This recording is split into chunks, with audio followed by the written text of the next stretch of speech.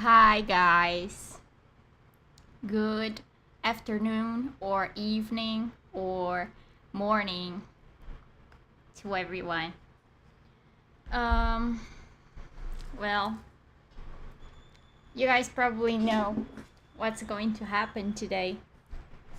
As per my tweets, I posted a poll asking, "Hey everyone, who should I go for in Love Curse, Find Your Soulmate?" And though on the first perhaps half of the timer, our votes were pretty much tied between Iris and Victoria and later Nyx. Eleanor for a while was winning with 2 votes, but then Victoria emerged victorious. Terrible pun, I know.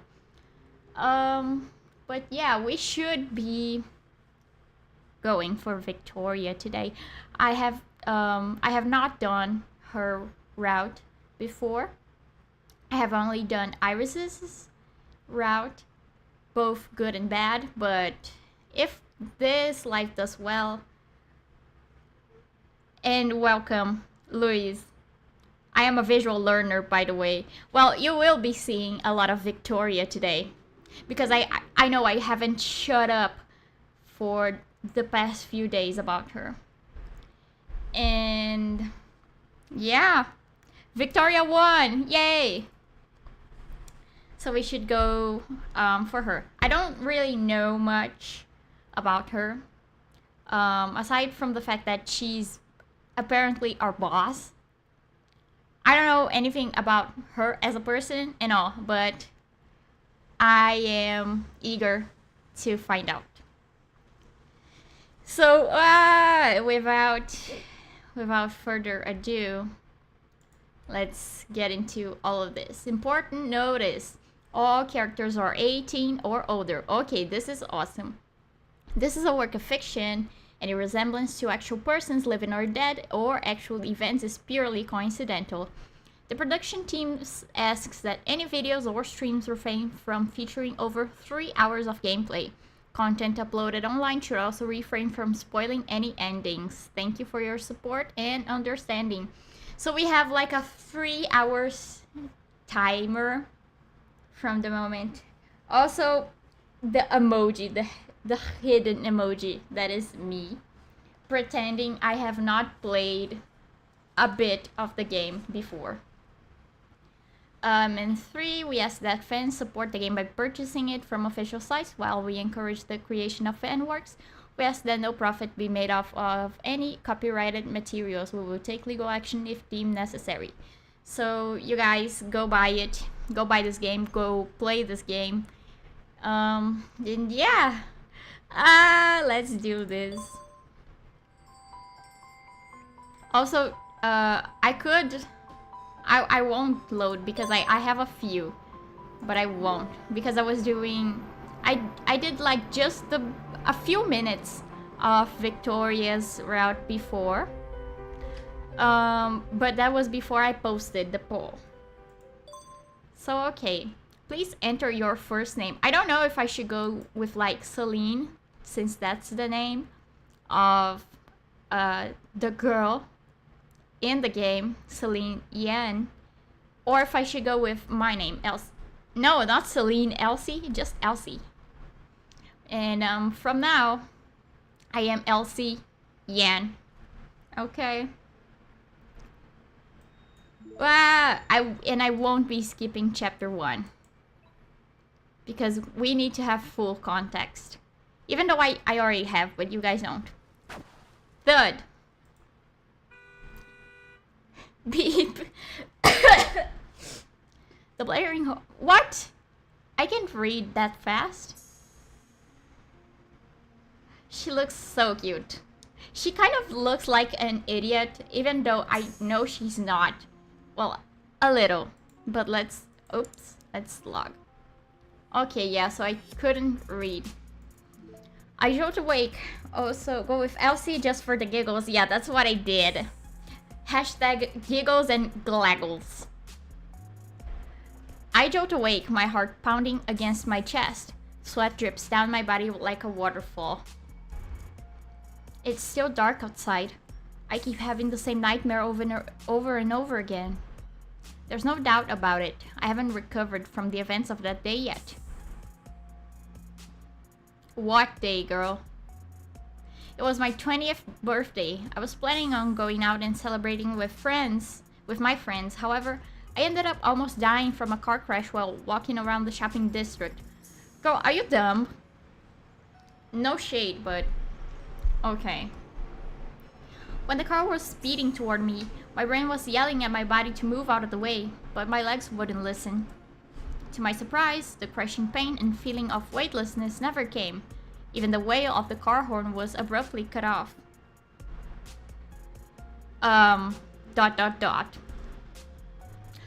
Betty! Betty. A strange young woman suddenly emerged in front of me, standing right in front of the car. And miraculously, the car that was coming straight in my direction somehow stopped right in front of her. What's going on? No one could answer my question, but without her, I would have lost my life, doomed to be crushed underneath those tires. I tentatively approached her after catching my breath. Thank you, but let's not stand in the middle of the road. It's dangerous. ... She stood there, motionless, her eyes shifting as I approached her. Hello? Worry not. They call me Phoenix. I stepped forth to offer thee my aid as thou wast in the most perilous of situations. I see. Phoenix? What a weird name. And why is she talking like that? I have come to seek thee this day to resolve matters of the utmost urgency, so dire that they concern thine own life itself. What? My duty is to safeguard the Yan family for 1,000 years, yet thy life draweth near its end. Alone, I yield not the power to alter the course of thy fate.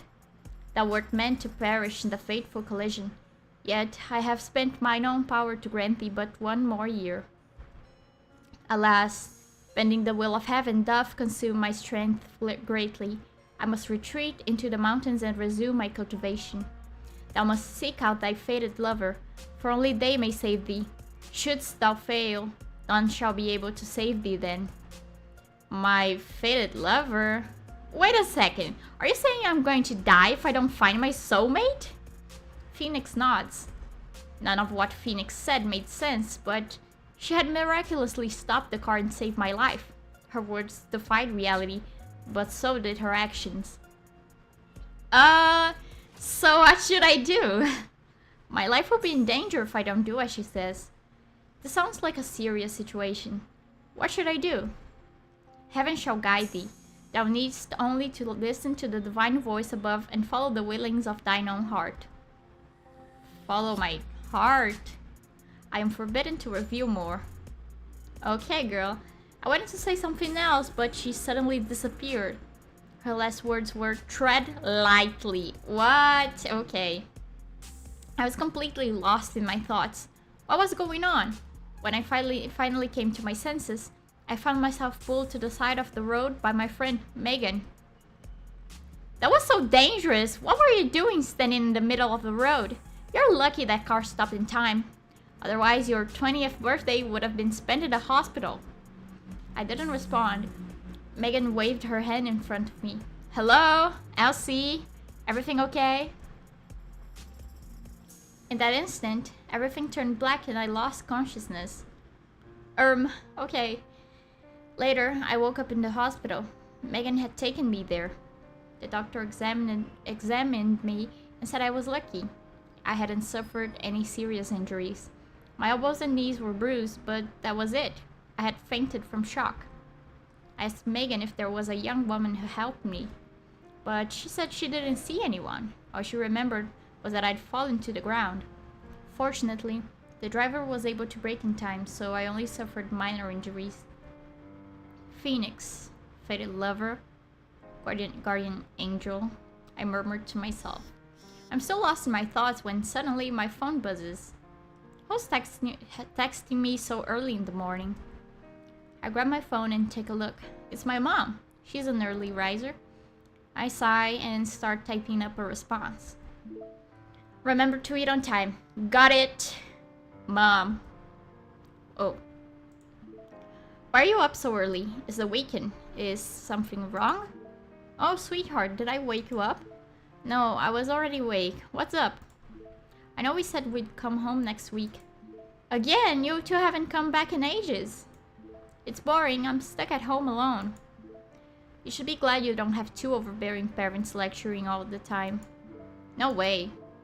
Have you two finished packing? I'll ship you whatever you're missing. Yes, we have. Don't worry about us, okay? Take care of yourself. Don't hesitate to contact me at any time, alright? Remember to eat. I can't help but worry about you. I know, I'm already an adult. Have a little faith in me.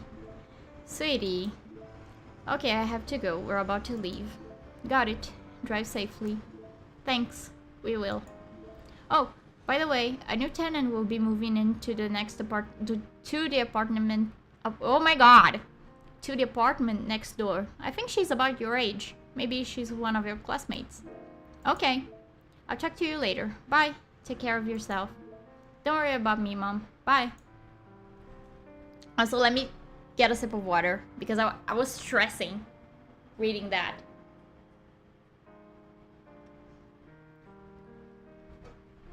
I turn off my phone and massage my temples, my head aching from everything that happened. I glance at the clock. It's still too early to get out of bed, so I decide to go back to sleep.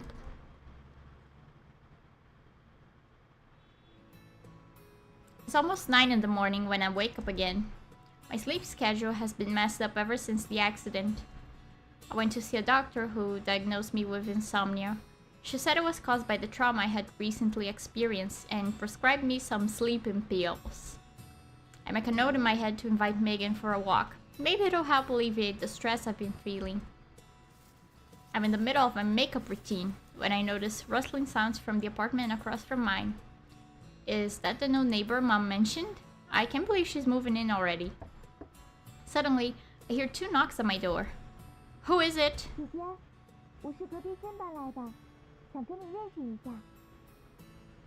Okay, Gigi is an affectionate term of address for a female person of the same age or older. I knew that. Maybe you guys didn't, but I knew that. I'm a bit surprised. This new neighbor is more outgoing than I imagined. Hey, sorry about that. I was in my bedroom and didn't hear you. I opened the door after finishing my sentence. Aww. Sunlight streams through the hallway, enveloping her short, curly brown hair in a soft golden glow. She stands there with a cup of bubble tea in her hand, bathed in the warm morning glow. Yay! I love bubble tea.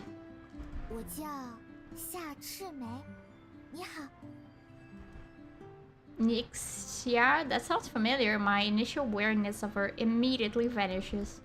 I smile, shaking her outstretched hand. Hello, I'm Elsie.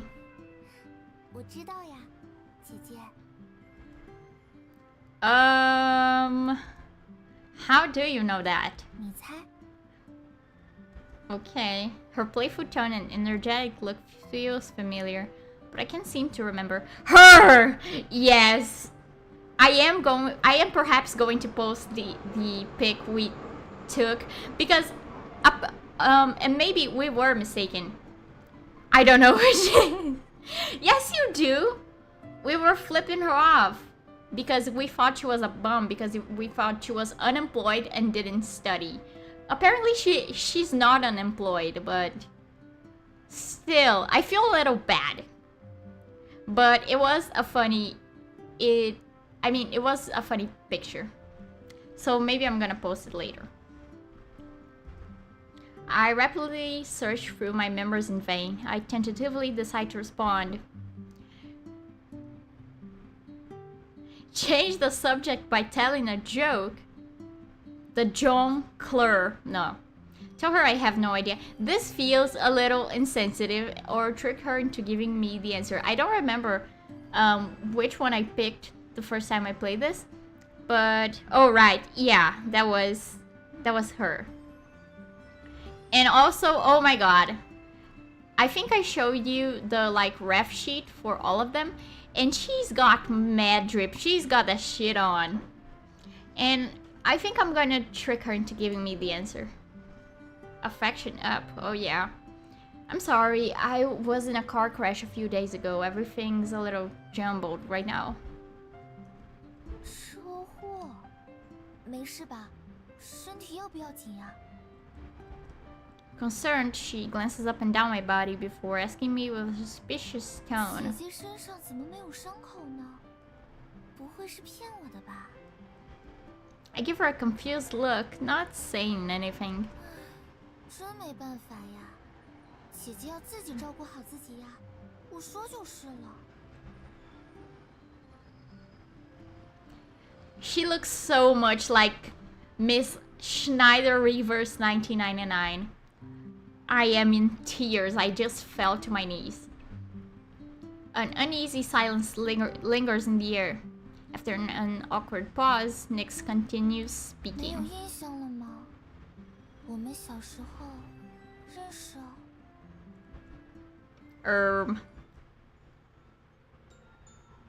Aw, baby! She's such a baby.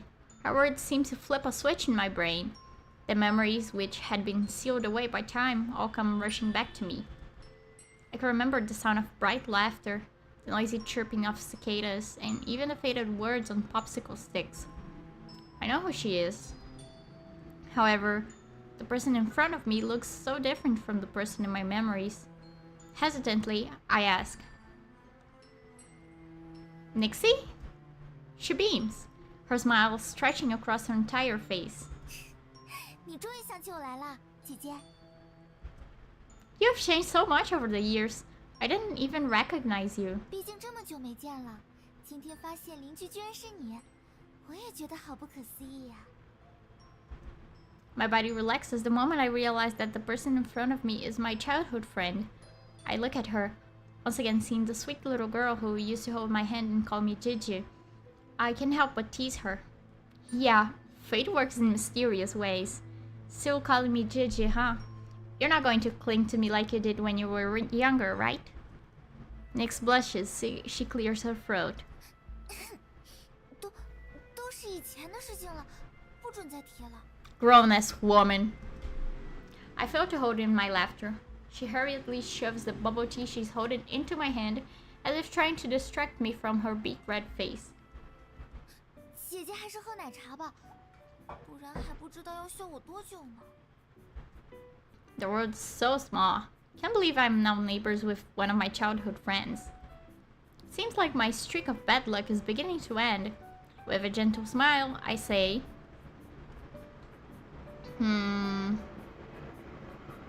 should I compliment the flavor or invite her to drink boba with me? I think yeah. Wow, this is my favorite flavor. How did you know? 那我们真是有缘呢，早知道买2杯就好了。我也想尝尝你喜欢的口味。 I'll treat you next time if you'd like. 可以吗？我好开心。 For long, we found ourselves reminiscing on our childhoods. I learned that she's moved to the city all by herself. None of her family live nearby. She's 2 years younger than me, and she's all by herself in an unfamiliar city. I can't help but worry about her. Okay, so she's like 18. I can't believe I was like a few days ago calling her unemployed and a bum. Like, I need to reflect on myself because if anything, I'm the unemployed person here. And she's younger than me. And she has a job. Oh my god. Listen, you can contact me anytime if you need help, alright? 我很期待和姐姐以后的交往。 One eyebrow raised emoji. Date? Does she mean what I think she does? We continue chatting and exchange Instagrams. Let's see. Okay, she didn't send me anything. I'm here, sorry to keep you waiting. I look for the source of the voice and find Megan on top of the stairs panting. Megan, you're here. 1 second, my new neighbor just moved in across the hall. We were talking. New neighbor? 你好，我是夏赤梅，姐姐的新邻居。 Hello, I'm Megan Lee, one of Elsie's close friends. I often stop by her place to hang out. I think we'll be seeing a lot of each other from now on. 是吗？那你们的关系还真好。 Well, we've known each other all throughout college. Nix shakes hands with Megan, a smile on her face. Now that Megan's here, I say goodbye to Nix, grab my bag, and head out. I start making my way down the stairs when I hear Nix's voice come from behind me. 姐姐， I instinctively turn around. Nix is looking at me, her eyes glittering. 路上小心，玩得开心啊，姐姐。 I respond with a smile on my face. Yes, and you be careful as well. Take a break if you get tired unpacking. The sidewalks are more crowded during the weekend than on weekdays. Megan and I have no intention of buying anything, so we slowly walk through the bustling shopping district. I can't believe someone has finally moved into the apartment next to yours. It's been empty for so long. It's nice to have a new neighbor. Maybe you need her help with something in the future. I chuckle, thinking of how clingy and childish Nix is. I can't imagine myself asking her for help with anything. It's much more likely that I'd be the one helping her. I knew her when we were kids. She's 2 years younger than us. Wow, so she just turned 18? No wonder she looks so young. I can't believe she's already moved out to live independently on her own. That reminds me, internships are about to start soon. Have you figured out which company you'll be working at? That's a tough question. I sigh. Megan has reminded me of the biggest problem I'm currently facing, getting a job. Oh, relatable. Wishing her all the best in her future. Internships aren't that easy to find. Ocean City is an economic hub. There are lots of opportunities here, but it comes with its challenges. An internship at a good company would make my resume stand out after graduation. My grades are good, but everyone else applying for the good internship positions are also incredibly talented. But I still want to get my internship with Huanyu. I can't give up before I even try. Huanyu is a big internet enterprise in Ocean City.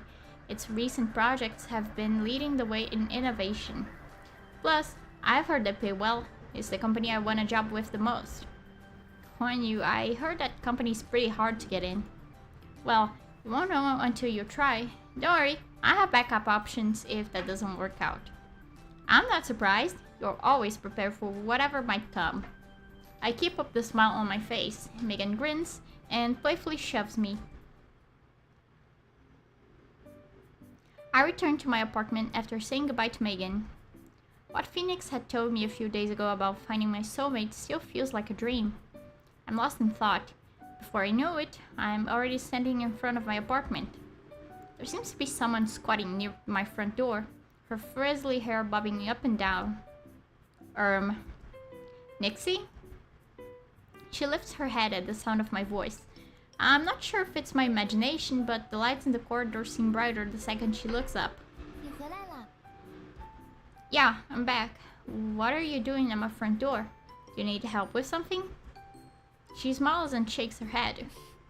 没有呀，我只是在等你回来而已。 You were waiting for me? 等不及想快点见到你嘛，只好蹲在你家门口。有没有吓到你？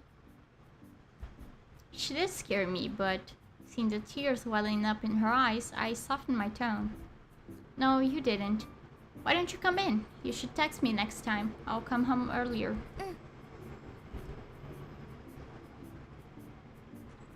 I opened the door. She follows me closely into my apartment. She reminds me of an excited puppy eagerly wagging its tail. Stop, stop. What am I thinking? 哇，姐姐家里好干净啊，我家里还没整理好呢，乱糟糟的。 Why don't I lend you a hand once I'm done with my work for today? 不用了，我自己整理就好。乱糟糟的样子被你看到的话，才是丢脸丢到家了。Nah, don't worry about it. I'm sometimes too tired to clean up, and my place ends up being a mess too. It's no big deal. Just moved in today.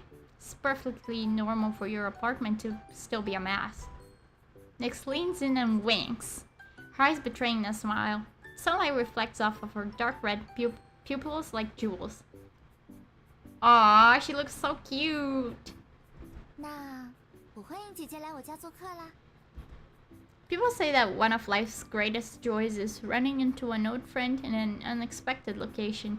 Everything that's happened recently has exhausted me, but bumping into Nixie has brought me a sense of relief. Back then, when we suddenly moved away, I didn't get the chance to exchange contact information with you.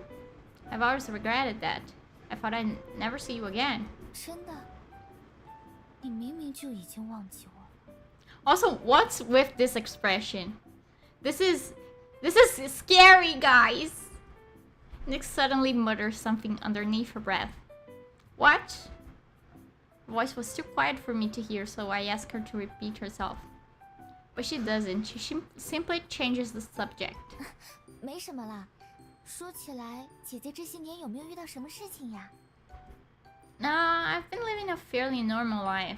I'll tell you about it some other day. 我很期待哟，姐姐。 And what about you, Nixie? How have you been? She pauses, not responding. Maybe I've asked her a question she doesn't want to answer. I feel a bit regretful. It's fine if you don't want to talk about it. I didn't get the chance to properly say goodbye to you when my family moved away. I'm just really happy to see you again. 姐姐， She murmurs, her voice so soft that I barely caught what she said. I'm about to speak when she suddenly wraps her arms around my neck. Affectionately, she says, 说来话长了，之后有机会再告诉姐姐吧。今天收拾了一天家里，累坏我了。 Take a break. Let me pour you a glass of milk. Maybe you should go to bed soon. As I finish my sentence, I feel a passionate gaze on me. Excuse me? I look up to see Nyx staring at me, her eyes full of anticipation. What happened? 我有一个请求，姐姐， What? 我今晚可不可以睡在你这里？ Okay, girl. Whatever. Huh? Why? 就是我刚搬过来嘛，床单洗了还没有晒干，回家也只能打地铺。能遇到姐姐真是太好了。之前还在想，我睡不惯地板失眠的话该怎么办？收留我一个晚上嘛。 Nyx, you finally revealed your true intentions. Nyx backtracks when she notices I haven't responded. 我就随口一说，如果不方便的话，就当没有听过，千万不要觉得我是什么奇怪的人。 Can I be honest? I already do think she's a weirdo. Like, girl, looking. You guys can see, but I just gave her the most bitch ass side eye ever. I sigh. I don't think you're a weirdo. Me when I lie. 那姐姐是同意了吗？ Excuse me. I'm just trying to act like a normal person, okay? I won't invite her into my bed. Well, I'll go prepare the guest room for you. 那就麻烦姐姐啦，我回去拿洗漱用品。 Okay, let me know if you need any help. 知道了，知道了。 The guest room has been unoccupied for a very long time. Everything in there is covered with a thin layer of dust. It needs to be cleaned. Nixie isn't familiar with my apartment, so she trails behind me, trying her best to help. After we finish tidying up the guest room, Nixie tells me she needs to go home to grab some of her belongings. I collapse on the sofa and let out a huge sigh. Never imagined I'd be here, reunited with a friend I haven't seen in years. My childhood memories are like popsicles in the summer. They had melted away and evaporated into clouds of vapor. But now, with Nyx's reappearance in my life, those memories seem to have come back. I get lost in my memories of the past. Ding dong. Doorbell rings, interrupting my train of thought. I shuffle to the door, my slippers sliding across the floor. When I open it, I see Nyx standing outside, now in her pajamas. She looks even more like a kid with this outfit on. I'm trying to muster up a comment because she looks so babby in this. Like, look at her. This is such like a grandma pajama choice. I just finished cleaning up. You can go to sleep. 辛苦了，姐姐。明天我请你吃饭吧。I probably can tomorrow. I have classes. 啊，姐姐还要上课。那 Oh, wait a second. I cut her off. 啊，姐姐还要上课，那就约个另外的时间吧。Okay. You don't have to. What about you? Don't you have classes you need to attend as well? 我先不说这个了，姐姐这么晚还不睡吗？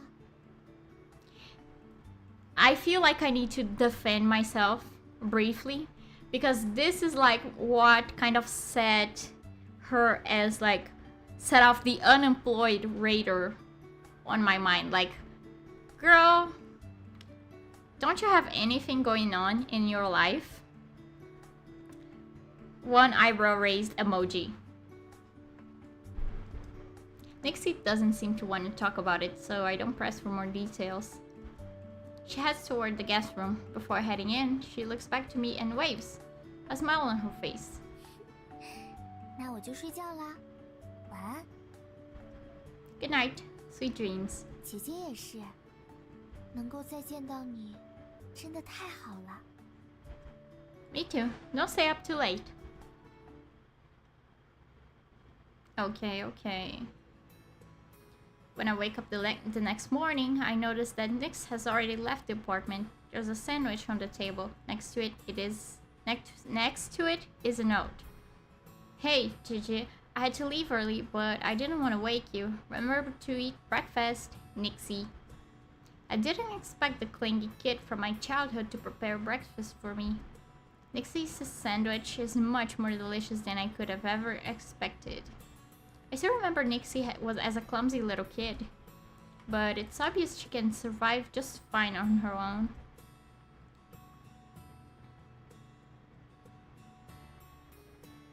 The classroom is empty. Everyone's busy finding internships, so they've asked for excuse absences. I suddenly hear the sound of turning pages next to me. I turn around and see a familiar face. Hey, Cassidy, you're here early. She looks up from the book she's reading and glances at me. So? I'm slightly taken aback. I typically have a great relationship with Cassidy. She's a good friend from my class. She even mailed me some delicious pastries when I got injured. Something's off with her today. What happened? What's wrong? Are you upset? 怎么这么说？ It's nothing. I just feel like you're more distant than usual. Cassidy doesn't speak. Instead, she dips her head forward. I follow her gaze and realize that our teacher is staring at us from her podium. He makes eye contact with me and gestures towards the clock. Class has already started. I look down, embarrassed. Cassidy lets out what seems to be a soft chuckle before falling silent again, focusing on her studies. Ah, look at me. I look so... Not me. Celine does. I'm just borrowing her likeness for now. But she looks so cute. We've taken another class with this teacher before, and he's very easygoing. Since this class is mainly juniors, only a few students actually show up. He's not surprised. He even makes a joke about the number of students absent before diving into the course material. He keeps calling on me to answer questions, perhaps due to the fact that not many students are present today. I feel a bit dazed after answering several questions in a row. He suddenly asks me to explain a technical term. I'm completely stumped. This is so me, because like, looks around, what are you asking me for? In my confused state, I notice Cassidy quietly shifting her notebook in my direction. She's written simple and concise notes, and the keywords mentioned jog my memory. Spent a few moments organizing my thoughts before answering his question with a well-spoken response. The teacher smiles and adds a couple points to my participation grade in his gradebook. I let out a sigh of relief. I turn around and glance at my savior, who's sitting there expressionless. He has no intention of turning around. Alright, thank you. My notebook, and shift it so it's facing Cassidy. Thank you! To my surprise, Cassidy is so focused on listening to the lecture that she doesn't even notice. That's weird. When did she become so attentive?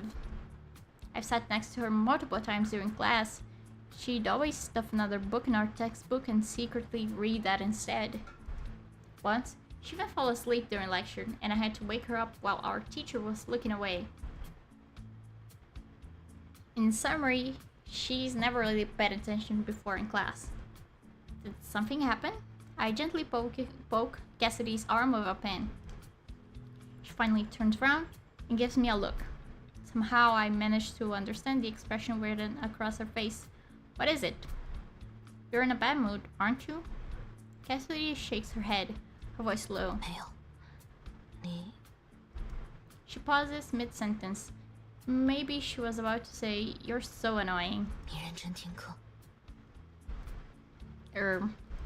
Okay. After class ends, Cassidy shuts her notebook and leaves without even saying goodbye. I'm still worried, so I quickly pack up my belongings and scramble to catch up to her. Cassidy! Cassidy stops in her tracks and turns around to look at me. 又怎么了？ Is there something wrong? 这已经是你今天第3次问我了。 I scratch my nose. Perhaps I'm being annoying, but her behavior today has really concerned me.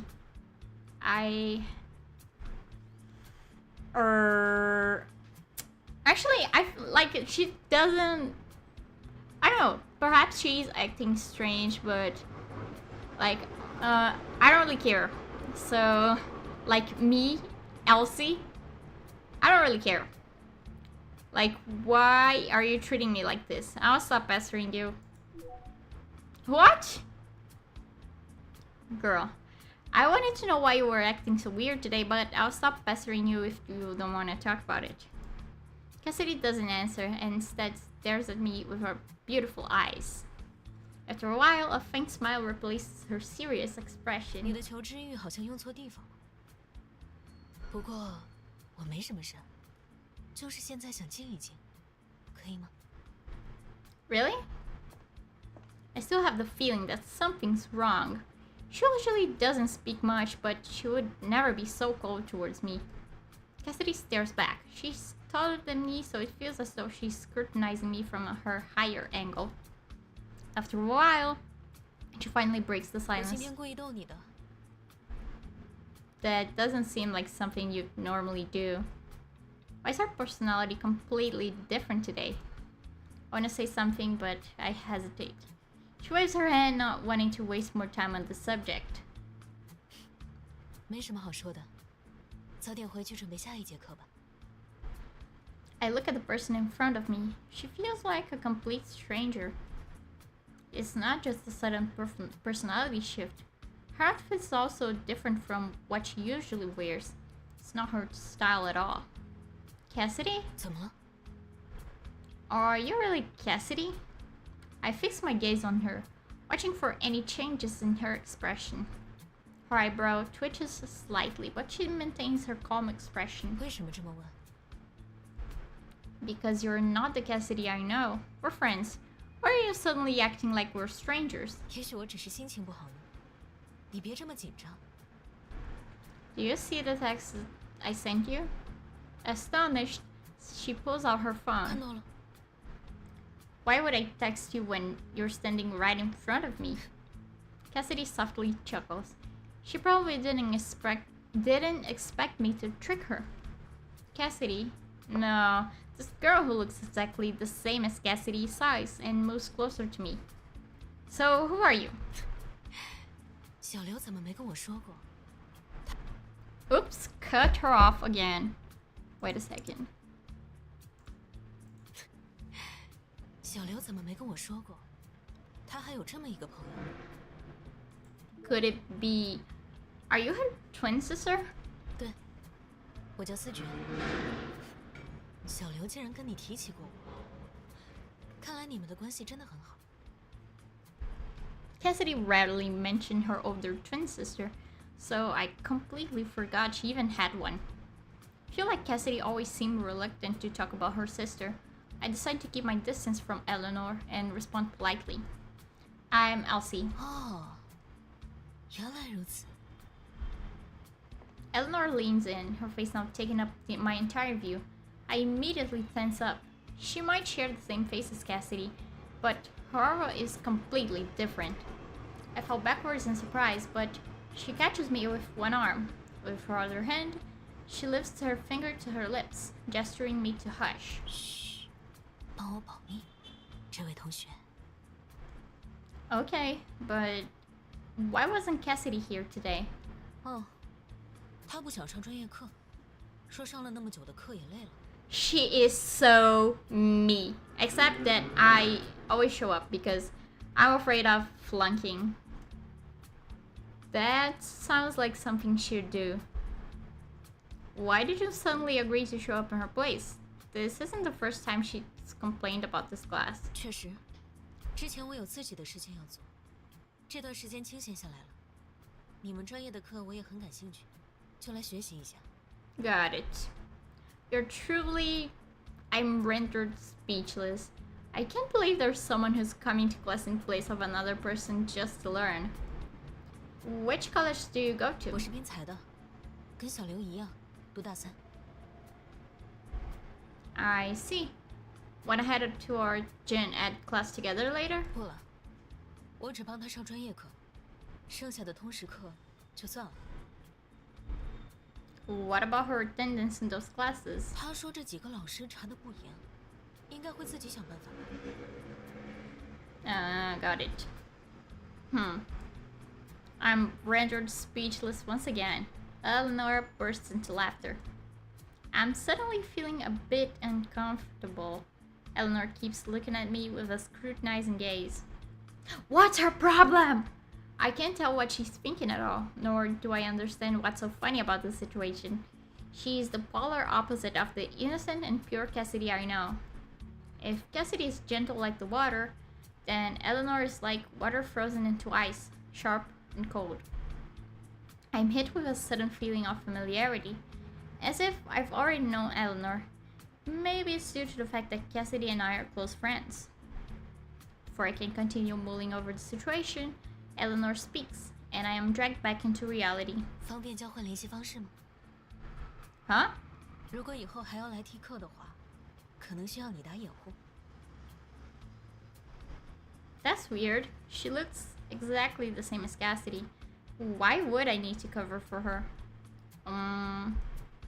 She quickly elaborates, sensing my hesitation. 我对你们专业课也不熟悉，需要你帮忙。 Fine, I'll reach out to you before our next lecture. We began following each other on Instagram. Her account is very simple, with a grand total of 0 posts. There's nothing on her page. Okay. 好了，我要先走了，有事联系我。 She waves goodbye and leaves, just like that. Only then do I notice how meticulously she has dressed for an 8 a.m. class. She's even taken the time to curl her hair. Not one single strand is out of place. Everyone's turning to stare at her as she walks down the hallway. I'm preparing for my next class when I suddenly receive a barrage of messages from Megan. I hurriedly beg one of my classmates to help me sign in for my gen ed class before rushing to meet Megan at our usual spot. I forgot how long this first chapter is. And I wish I could have skipped it because nothing really happened. Nothing ever happens. But like that would leave who's watching right now without context. So, and I'm not that mean. Our usual spot is actually just the student council. I am so happy. Megan had eagerly fought for a position on student council, but now she occasionally complains about how she regrets doing so. The text also, you guys will know soon why I shouted into the mic. I promise it wasn't an exaggeration on my part, this reaction. You guys will know what I mean soon. The tasks are particularly tedious, and every position other than that of the president's holds little to no value on a resume. Is a thankless job. I occasionally help out as well, helps fulfill the school's community service requirement. How does it feel to be back on campus? It's fine, but something happened. What? What happened? Tell me. Her ears perk up. She's a gossip at heart. She immediately drops her work and rushes over, wanting to hear a story. She is so me. I'm so Megan. I feel like I should keep it a secret. Because like, yeah girl, help cover stuff up for me. And immediately I'll go tell my gossiping best friend? Hell no. Cassidy wasn't feeling well today. She was completely exhausted during class. Oh, I see. Cassidy also isn't feeling well. Also, who else isn't feeling well? Me? I'm stuck writing whatever this is. Ha ha ha. Student council work isn't difficult, just tedious. We work on and off the entire morning and finally finish most of the tasks. Not only did I attend the lecture this morning, I also had to do work. Let out a huge sigh. Feeling bad for forcing my brain cells to work overtime. Student council should pay me for this. I'm not even an official member. Don't worry, I'll ask the president about it before I graduate. Don't feed me false hopes. Listen, you're gaining valuable work experience by helping out the student council. Your future job will be a piece of cake. You can use the lessons you've learned from helping us in your workplace. Megan clearly knows she's making stuff up. The more she talks, the weaker her arguments become. I have enough context. Yes, you do, because I never shut up about this game. Like, yeah. Things happening. But like this initial context, like who is... Also, I think she won't appear here in the corner while I'm not talking. But like, who is this girl? What's going on? And who's Megan? Because I like Megan. She's actually a very supportive best friend and I really like her. Also, I was gonna say something, but let's keep it a secret for now. I'm gonna show you guys later. She's been overwhelmed with work recently. Without my help, she'd have passed out from exhaustion. I don't have the energy to argue with her. I agreed to continue helping her in the afternoon. So, oh my god, let me take another sip of water.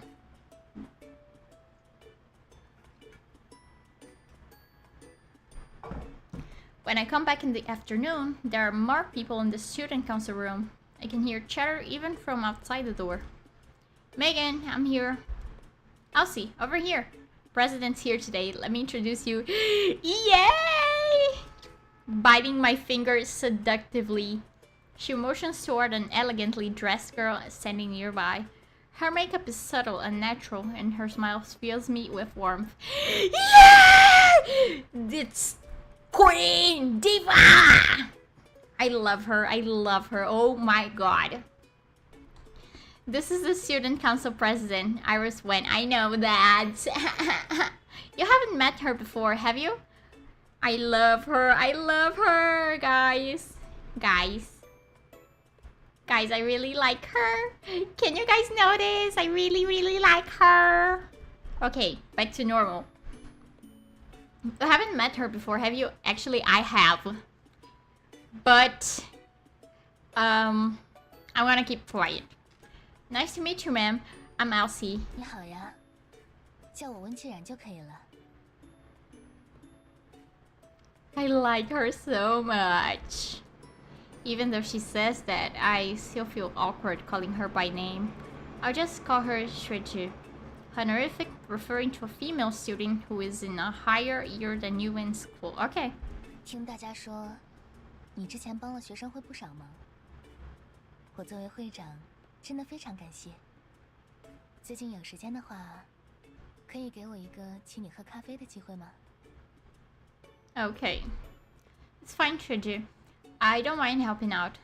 Plus, I get credits for this. 学生会的其他人，我已经犒劳过了。希望最好的编外成员，也能给我一次感谢的机会。 Our best honorary member. I know she's just being polite, but I can't help but blush at her compliment. I don't know what to say. Actually, let me save. Because I'm scared, okay? Let me save here. Okay. Also, don't comment, please, about how it's pretty much all Iris, Iris, Iris, and Iris. Don't say that, please. I don't need you guys pointing that out right now. I don't think I helped much. I saw that. Thank you, but I really didn't contribute much. Everyone worked together on this. 我目前还是最关心我们辛劳的小编外，要不要劳动补贴呢？ It would be impolite of me to continue refusing. I decided to accept her invitation first and then gift her some pastries later on down the line. Then I accept, Shuju. 没关系，你什么时候有空？ I'm free today. 那我们先处理剩下的工作吧。 Bro, it's all Iris, bro. Shaking my head. But she's so pretty and she's so not. Actually, no, I'm not going to lie and say, but she's so nice to me, because she wasn't. Okay, she wasn't. But that's what true love is, you know? I am going to endure all the good and the bad. Mostly the bad with her, but I am going to endure it in the name of love. Because I love her. She's so pretty. She's so polite when she wants to be. Look at her! She's so cute! She's so cute, you guys. I love her, and I love her, oh my god, what do you call these? Her hoop earrings. I think those fit very nicely with her. She smiles once more before returning to her seat. I squeeze in next to Megan and help her organize some files. She winks at me with a grin on her face and whispers so that only I can hear. What do you think? Isn't our president beautiful? Yeah, she is, Megan, isn't she? Yeah. Her grades are also amazing and she's super popular. She has it all. I nervously glance around, worried that Iris might overhear our conversation. Fortunately, she's focused on the laptop in front of her. Let out a sigh of relief before whispering back. Focus on your work and mind your own business.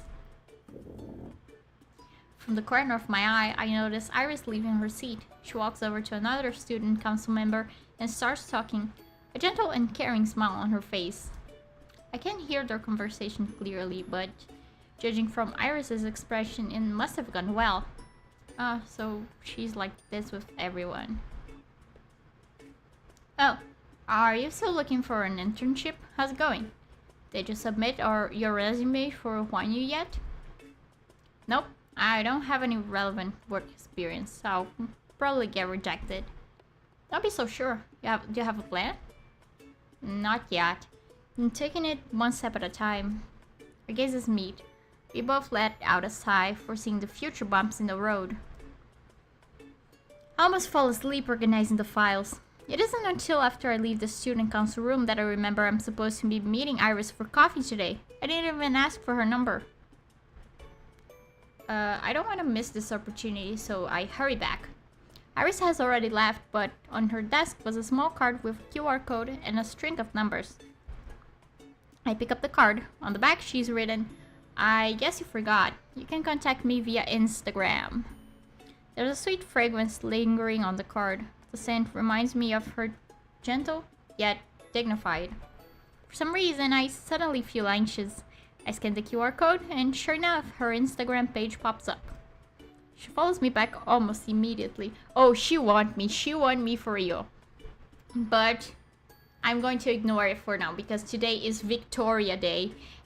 I am going to go against my principle that every day is Iris Day because today is Victoria Day. Then she sends me the location of the coffee shop and a message. Also, everyone expect me to start retweeting love curse a lot on my profile. On Twitter. On Gzitter. Could we meet here? Yes, queen. Can't believe you predicted this. You're incredible. How'd you know I'd forget? Left in such a hurry that it completely slipped my mind. I was worried that someone else might mistakenly take the card I left for you. I guess you could call this a telepathic connection. Anyways, thanks, Triju. Let's meet at 5:30. Is that alright with you? Yep, thanks. See you there. Oh, she want me. I arrive at the cafe early. The warm light shines in through the windows, scattering like golden leaves on the caramel-colored floor. Iris probably got here a while ago. She's sitting at the table towards the back. 抱歉，我不太清楚你的口味，所以 I glance at the empty table in front of me and shake my head to let her know it's fine. You didn't order anything for yourself either? 我在等你呀。 Oh my god. I forgot that she was like that she is genuinely so charming. Guys, I can't do this. And can I be real? For a moment in the past, I wanted this woman shot dead in the Bronx. But I'm not gonna tell you guys why. You guys are going to have to buy the game and find out for yourselves. And if you guys really do buy the game and go for Iris, I'm wishing you guys good luck because genuinely you will need it. You will need it or else you crash out like I did. I look at her properly for the first time since entering the cafe. The rays of the setting sun strike her smiling face at an angle, casting soft shadows that trace the contours of her face. For a moment, she takes my breath away. She does, doesn't she? She's so pretty. Thank you. I'll have whatever you're having. Iris waves to a server, who promptly takes their order. 2杯生椰拿铁，谢谢。 You like sweet drinks? 他们家的热销产品，我觉得你可能会喜欢，我也跟着试一下好了。 She guessed right. I'm much more interested in the innovative new drinks from recent years than in traditional coffee drinks. I won't buy the game. Girl, okay. Okay, yeah. Because I remember what you always said. If I was a woman, this game is genuinely peak though. It's Peem. Believe me, it's Peem. I have only done Iris's route, but it's Peem. Ah, she's so pretty. I'm genuinely, oh my god. I know this is Victoria Day, but guys, she's so pretty. She's so pretty. Okay, we casually discuss school and our plans after graduation as we sip on our coffees. I feel relaxed and at ease talking to her. I don't have to scramble for topics to keep the conversation going, nor does it ever get awkward. Also, oh my god, look how I'm looking at her like, oh my god, I want her. Right now, we're simply sitting across from each other. Our conversation momentarily paused. I'm once again entranced by her perfect smile, and I take a sip of my latte. The cafe's record player is playing classical music. the melody seamlessly filling the silence. 我听说你想去环宇实习， Yeah, I'm hoping to get it. 有点难度呢。据我所知，环宇现阶段对于实习生的需求并不是很大，僧多粥少，竞争不易呢。Iris's words make me feel as though a bucket of ice-cold water was just dumped over my head. I already know this, but hearing it still makes my heart sink. I know. I have some backup options if Wanyu doesn't work out. 如果你真的很想去环宇的话，或许我可以帮忙呢。 Huh? Really? I wasn't expecting such a pleasant surprise. Eyes widened in disbelief. 不用这么惊讶啦，我曾经在环宇实习过，也许能当你的推荐人。不过，我虽然可以帮忙，但是否面试成功，还是他们平时也会留意高校的人才，符合公司需求的在校大学生还是很有机会的。我看了你在学生会参与的项目，都在校内取得了不错的成绩。 一些策划思路也很符合互联网公司的调性。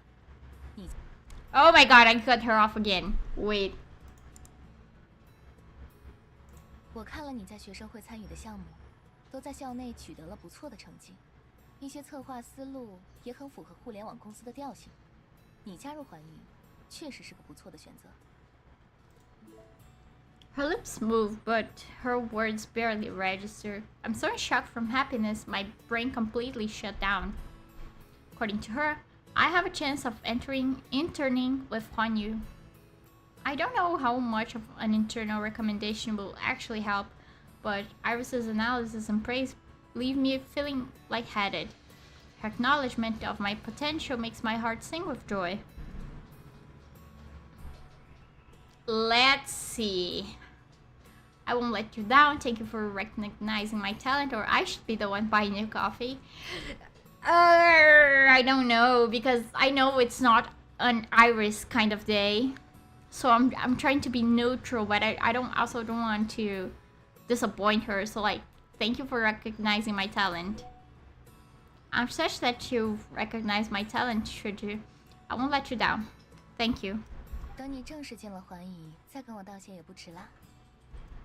I'll definitely do my best. 好有活力呀！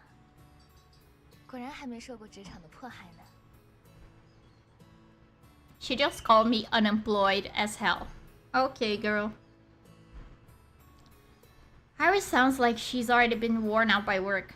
Meanwhile, I'm still immersed in joy. I nod along with her. 总之，虽然给你争取名额，但只是一个展示能力的机会，还要通过环宇的面试。 应该没问题的吧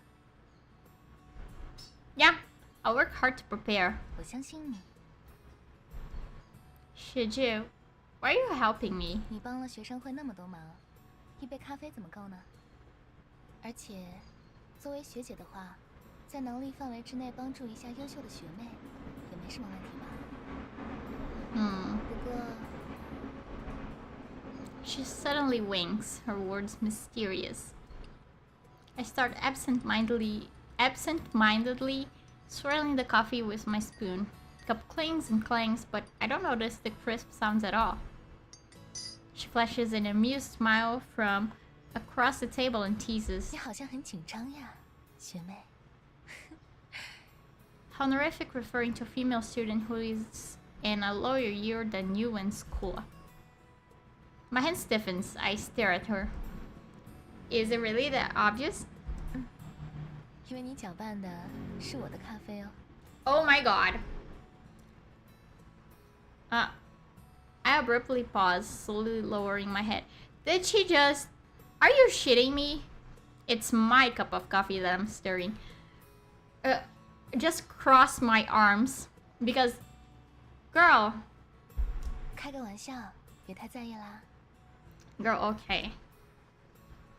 I let out a sigh of relief, but I'm still feeling quite nervous. 好啦好啦，不逗你了。我把他们 HR 的联系方式给你。 Okay, thanks, Shiju. 不过他们那个总经理好像比较严格，如果面试的时候碰到了，你回答问题要谨慎点。Freaky Sonic GIF. Ah! The CEO, I know who that is. Freaky Sonic. Freaky Sonic GIF. Huh? 小心点总没错的啦，职场如战场。如果遇到 Oh my god, I cut her off again. I'm going to kill myself. Thanks, Shreju. I meet up with Megan after saying goodbye to Iris. While she's complaining about being pulled away by a teacher and missing out on our coffee outing, my phone suddenly buzzes twice in my pocket. Who is it? I don't know. 1 second. I take my phone out and to my surprise, it's from Eleanor. Image. Sorry to bother you, Elsie. Would you happen to know what this means? Why are you doing her homework as well? I found the homework quite interesting, so I decided to help Cass. It's not like she wanted to do it anyways. Please, please, does anyone... I be reading, yeah.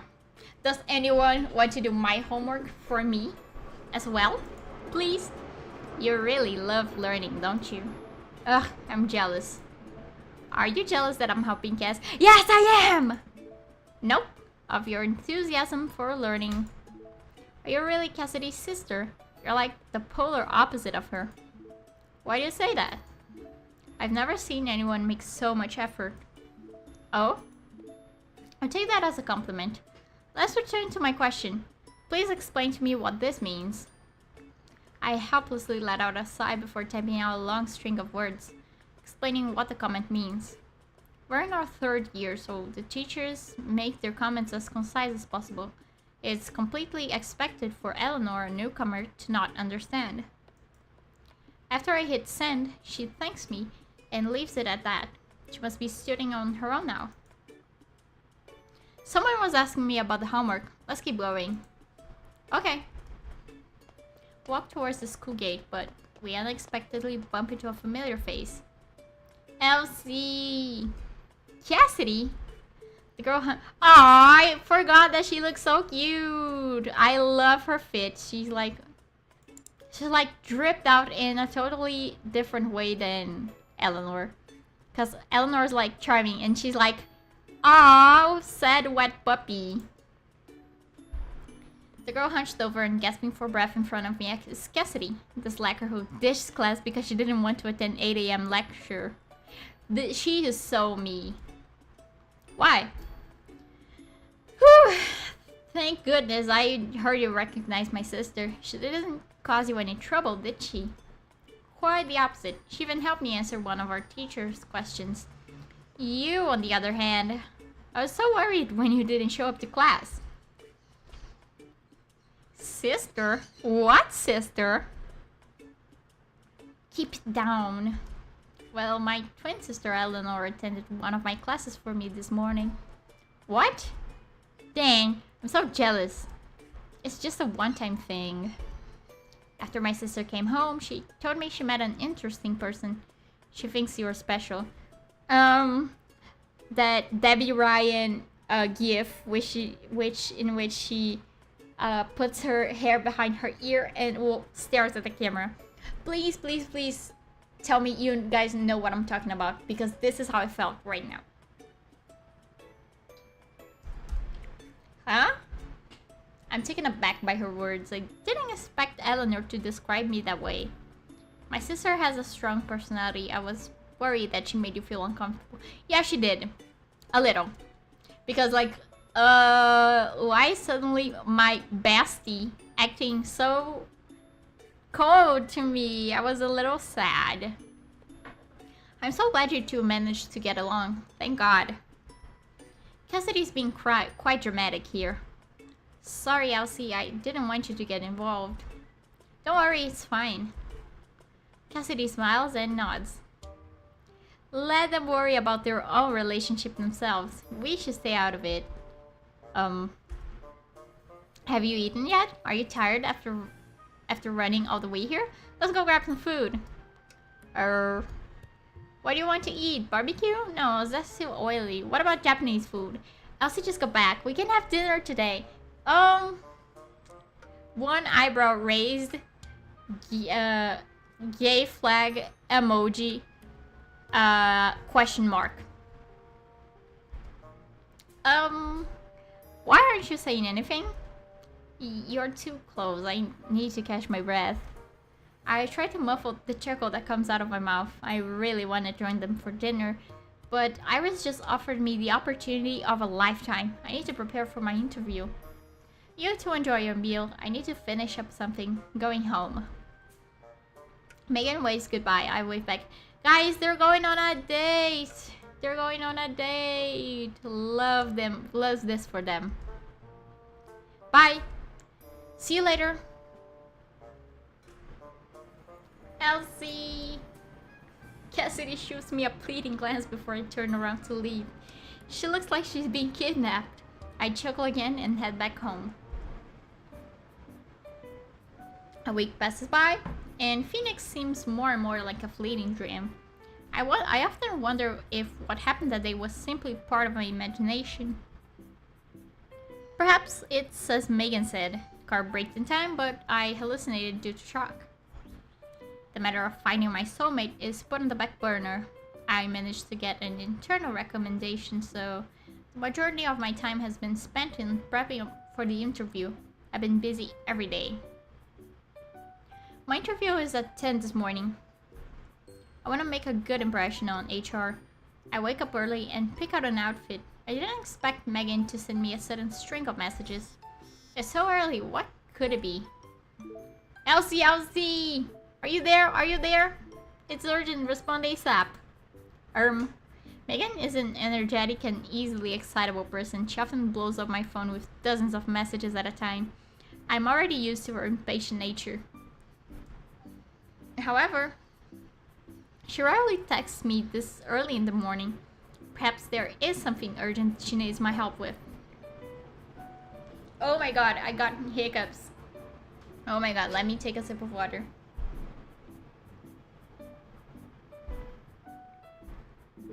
I just woke up. What's up? Great.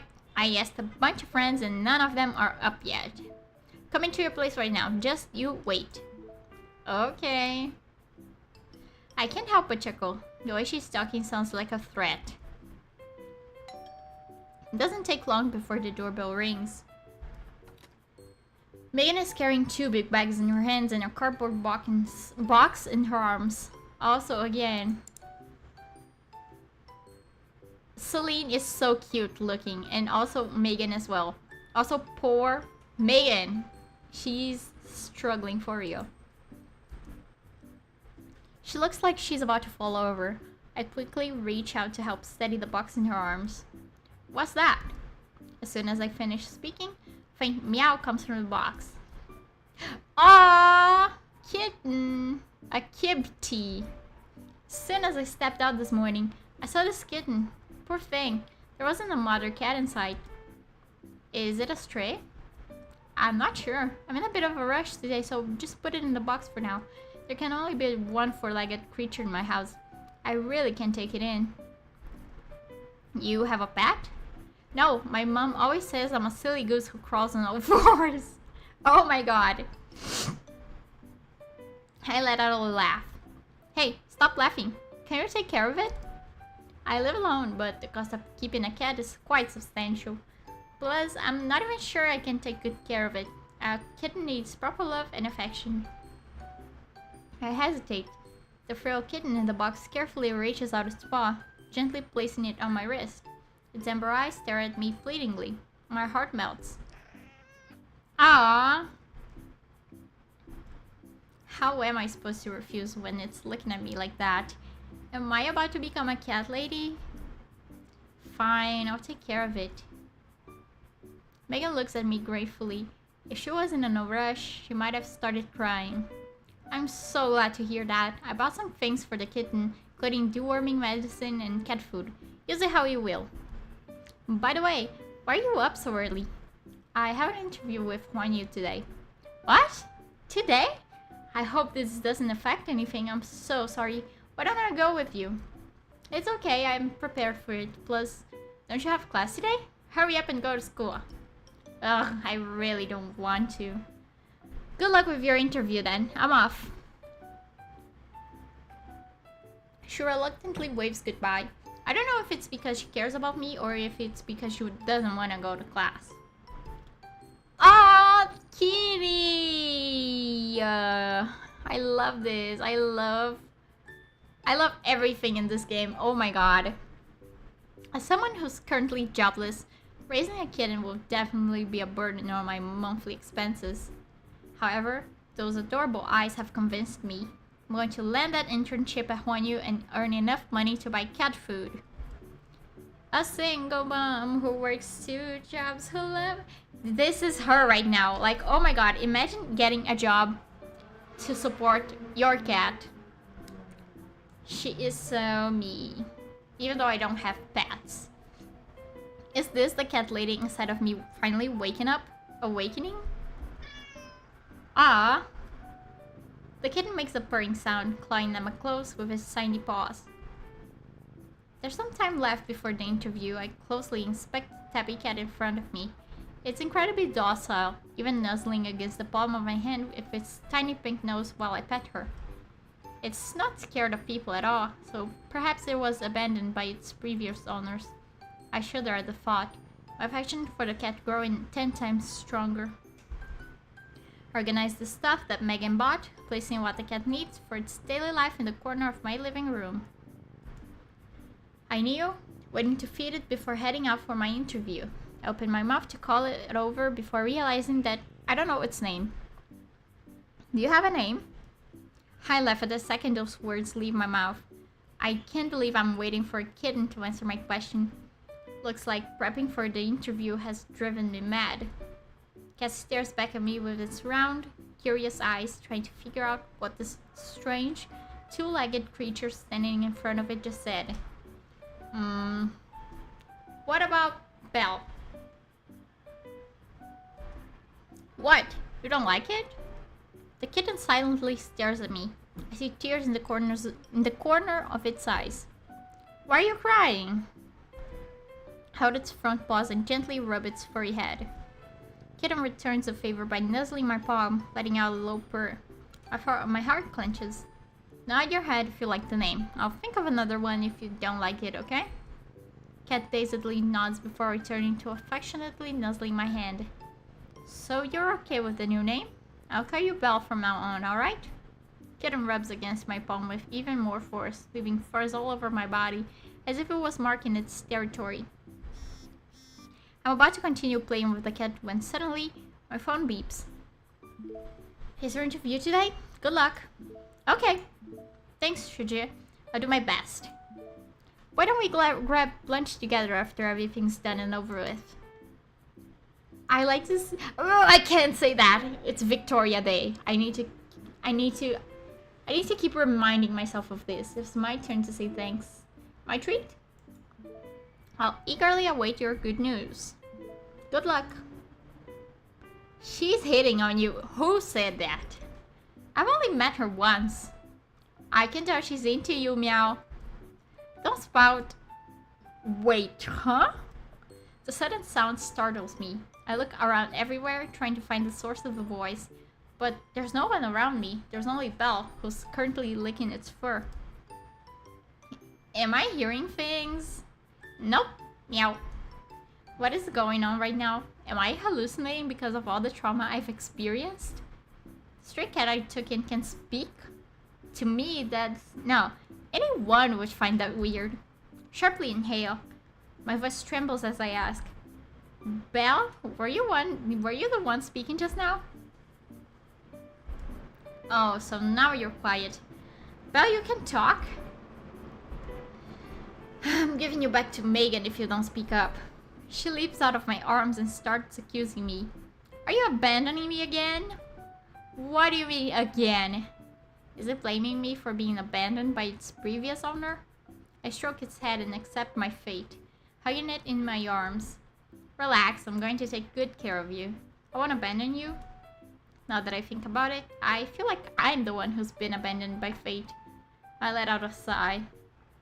The fact that Belle can talk makes my heart sink. My mind immediately wanders to the car accident again. Sunlight seeps through the curtains, swirling together with the horrifying white light from that day. My thoughts are a shaky mess. It's proof that the supernatural exists. Phoenix wasn't someone I hallucinated. Then, does that mean what she said about having to find a soulmate is true? Am I going to die if I don't find my soulmate? Elsie, it's 9:30. Time slips by while I'm trying to sort out my thoughts. Before I know it, it's almost time for my interview. Since you can talk, then you... Oh, I guess staying home alone should be fine, right? Don't climb out of the window, don't go outside, and don't open the door for strangers. I'm heading to my interview. Be careful on the way there, Elsie. Oh, Bella's a bro for real. I love her. I slammed the door shut. I don't have much time left. I decide to hail a taxi. I arrive at the Huanyu with only 10 minutes to spare. As I walk through the building, I analyze the work environment, trying to learn more about the company. The employees walking by me don't seem to be in a rush. They don't seem to be in any rush. I peer through the glass door. They seem to get along with each other. The work environment seems amazing. My admiration of Huanyu goes up. How was it? I was so nervous. One of the interviewers had a cold expression on her face the entire time. She didn't show any emotion when I introduced myself. Oh no, I didn't prepare to answer any questions. Am I done for?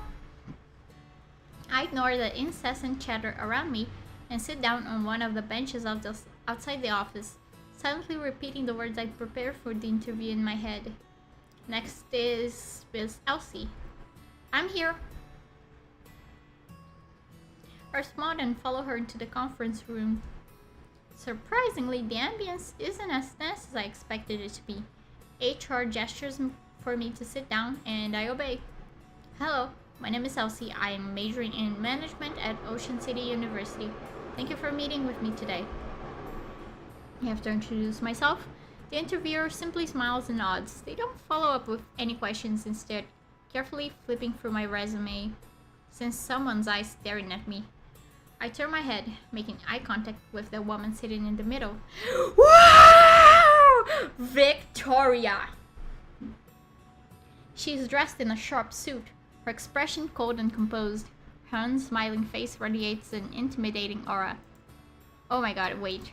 She looks really awesome. She looks so good. Oh my god, Diva. Also, let me take another sip of water.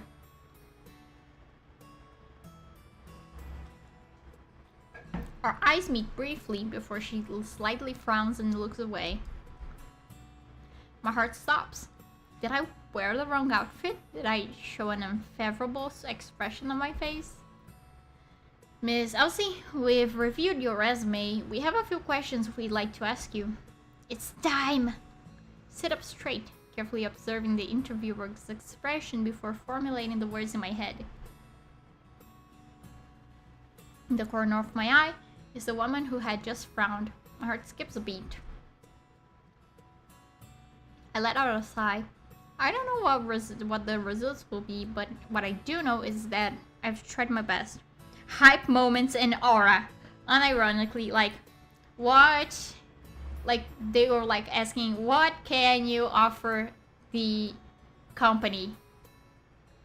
Literally only hype moments and aura. That's the best I can do. Miss Elsie, we're satisfied with your resume, but... 你认为比起其他应聘者，你有什么优势？ A voice suddenly interrupts the interviewer. I trace the sound back to the woman I just made eye contact with. She looks at me with a calm gaze. I feel as though I'm being judged, as if she's able to see right through me. Luckily for me, this was one of the questions I've prepared for. Respond smoothly with a prepared speech. And so, I might not have the experience that others have, but I believe newer companies like Huanyu need employees that are new to the industry, eager and ready to learn. I believe employees like me are better suited to meet the needs of Huanyu. The woman's expression doesn't change after finished speaking. She only nods and focuses on reading my resume. I can't tell if she was satisfied with my answer or not. But I assume from her eyebrows furrowing that her first impression of me isn't good. Alright, thank you. We'll notify you within 3 business days of the results. Nod and leave the conference room. Before I exit, once again, feel that piercing gaze staring right at me, like thorns stabbing into my skin. Could she be the CEO that Iris mentioned? I take a deep breath, savoring the air free of the suffocating atmosphere inside the room. I stand outside, trying to collect myself. I definitely failed that interview. I can tell from the interviewer's reaction. My heart fills with guilt. I've let down Iris, who went out of her way to get me this interview. Oh my god. I enter the restroom and almost immediately exit once I notice who's also inside. Standing in front of the sink and retouching her makeup is none other than the stern interviewer I just met a few minutes ago. She glances at me, obviously noticing my presence. It's too late to hide or run away, so I pull myself together and manage a greeting. Hello. She nods. Her intimidating presence reminds me of a strict teacher. Silently begin praying and standing next to the sink beside her. I look into the mirror. My face is covered in sweat from how nervous I was. Also, this is so fair, like, oh my god. Imagine it is such an awkward and like despair-inducing experience to find someone you don't feel like meeting in the restroom. It's like, hey girl, how's it going? I absent-mindedly hover over the sink, ready to wash my hands. She suddenly lowers her head as if trying to tell me something. I can't figure out what she's trying to imply. I step in her direction, wanting to ask her about it, but she simply sighs. Oh my god. I forgot about this. She looks so pretty. Huh? 别动。 Hello? What's wrong? She suddenly leans in, flustered. I'm completely unsure how to address her. She seems to notice how my nervousness as I stammer. 叫我奇异就好了。 Oh my god. Okay, Executive Chi. Crap, I suddenly referred to her as an executive. I don't even know if that's the position she holds. What if she's not the CEO? She doesn't say anything. Instead, she sighs, the expression on her face softening. She gently tugs at the hem of my shirt before wiping it with a paper towel. I look at her confused, before finally realizing there's a tuft of cat hair stuck to my shirt from when I was playing with Belle this morning. Also, oh my god, Victoria looks so pretty. And I look so in love with her, like, oh my god, I want her bad! A thought suddenly crosses my mind. She looked at me with absolutely zero expression on her face the entire time. Wait, she's not a germaphobe, is she? Has a tuft of hair oh my god, wait. Has a tuft of cat hair left a bad impression? Does she think I'm uncleanly and that my appearance is unkempt? I almost burst out into tears on the spot. This is such a disaster. I'm done for. Oh my god. I feel like since she's taking like the time to do it, I'm not going to be like, I'll get it myself. I feel like the most like, I don't know what this will do because she may just like, girl, you are lying. I feel like this is the most safe option. I'm so sorry. That was a complete accident. I'm sorry for troubling you. Victoria doesn't speak. She continues looking down. She seems to be greatly offended by the tuft of cat hair. I'm really sorry. I'll be more careful next time. Assuming I get another chance to come... Oh my god, wait. Assuming I get another chance to come back here. The cat hair is stuck to my shirt and refuses to leave me, no matter how hard Victoria wipes. I'm completely overwhelmed. All I can do is look down at her as she's attentively trying to clean my shirt. Victoria seems to be stuck in a dilemma. Her movements abruptly pause. I notice that she's not touched the cat fur directly with her hands even once. Executive Chi, you don't like cats? She pauses. She suddenly realizes that her actions have been somewhat rude and apologizes. 抱歉，我有些看不下去。这才 I quickly pick up the hair, my fingers briefly touching hers. They separate in a split second. Thought bubbles up inside of me. Perhaps she's not as cold and stern as I previously assumed. Victoria's the one to break the silence. 感觉怎么样？ Huh? I stare at her, confused, before realizing she's asking me about the interview. I think everyone who came to the interview was incredible. They probably know more about the field than I do, and they have plenty of experience. 那你呢？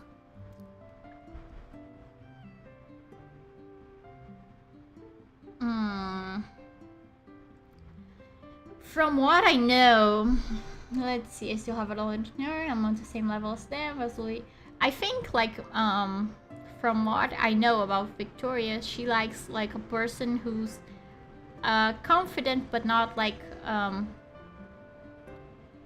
not bragging. So, like, subtle flex here. Oh, I was right. Executive Chi, I promise to work hard and slowly gain more experience working here. 公司 Ooh, yes, I strongly believe I've passed the interview. 你倒是信心满满。 I shouldn't be too negative and full of self-doubt in front of an interviewer, but I also shouldn't be overly confident. Literally what I just said. Am I goated, guys? I'm no longer filled with nervousness. I calmly meet Victoria's gaze, not wanting to miss any expression that might cross her face, even for a second. But nothing comes. She's expressionless as always. 回去等通知吧。 Okay, I'm heading out. Goodbye, Executive Chi. 再见。 I feel much more relaxed coming out of the restroom than when the interview had ended. Perhaps the nervousness in my heart had dissipated after seeing Victoria's nice side. I checked the time. I still have a few minutes until lunch. I plan on cooking a simple meal before relaxing for the rest of the day. Oh my god. I suddenly had the need to cough and I don't know why. Not even sick. The walls in my apartment building aren't terribly thin, but even so, I can hear two women bickering from the hallway. One voice is calm, while the other is sharp and piercing. Both voices sound vaguely familiar. Are my neighbors arguing with each other? I approach my front door. The voices grow louder and louder, and I finally realize that the voices are coming from inside my home. Nix's door is slightly ajar. It seems as though she was waiting for me. She peeks out from behind her door once she hears the sound of my footsteps. What happened? Nix looks at me with a puzzled look. 姐姐，你家里有人在吵架，发生什么了吗？危不危险？你要不要先来我家避一避？ I have no idea. Let me go take a look. 要我陪你一起吗？如果有什么危险的话，我也好保护你。 I'm worried there might be a thief in my apartment. I don't want Nix to be in any danger, so I shake my head. No, refusing her offer. I tell her to wait outside and to call the police if anything happens. I enter my apartment and find my home in a complete mess. What? You're so scary, Meow. Why are you so mean? Isn't that Belle's voice? I look at the shorter girl, astonished. The words really did come out of her mouth. She can speak and can transform into a human? What's going on? Nonsense. That was acting the most scandalously. I can't understand you, Meow. Can you speak normally? Suddenly, a sound comes from outside the door. Seems like Nyx bumped into something. What happened? I turn around, noticing a serious expression I've never seen from her before. Quickly vanishes, and a smile is back on her face in no time. 没什么，看起来不需要我帮忙，我还有点事儿，我就先回去了。Okay, bye. 拜拜，下次见啦。 I return to the living room after saying goodbye to Nyx. Belle is staring viciously at the woman in front of her, struggling to maintain a relaxed composure. And as for the other woman, well, she's no stranger either. It's the one who's... Oh my god! I cut myself off this time. It's the one who saved me from that car crash. Phoenix. Belle and... Phoenix? Upon hearing my voice, Phoenix glances at me. Elsie, beware! The creature before thee is a cat demon of 1,000 years.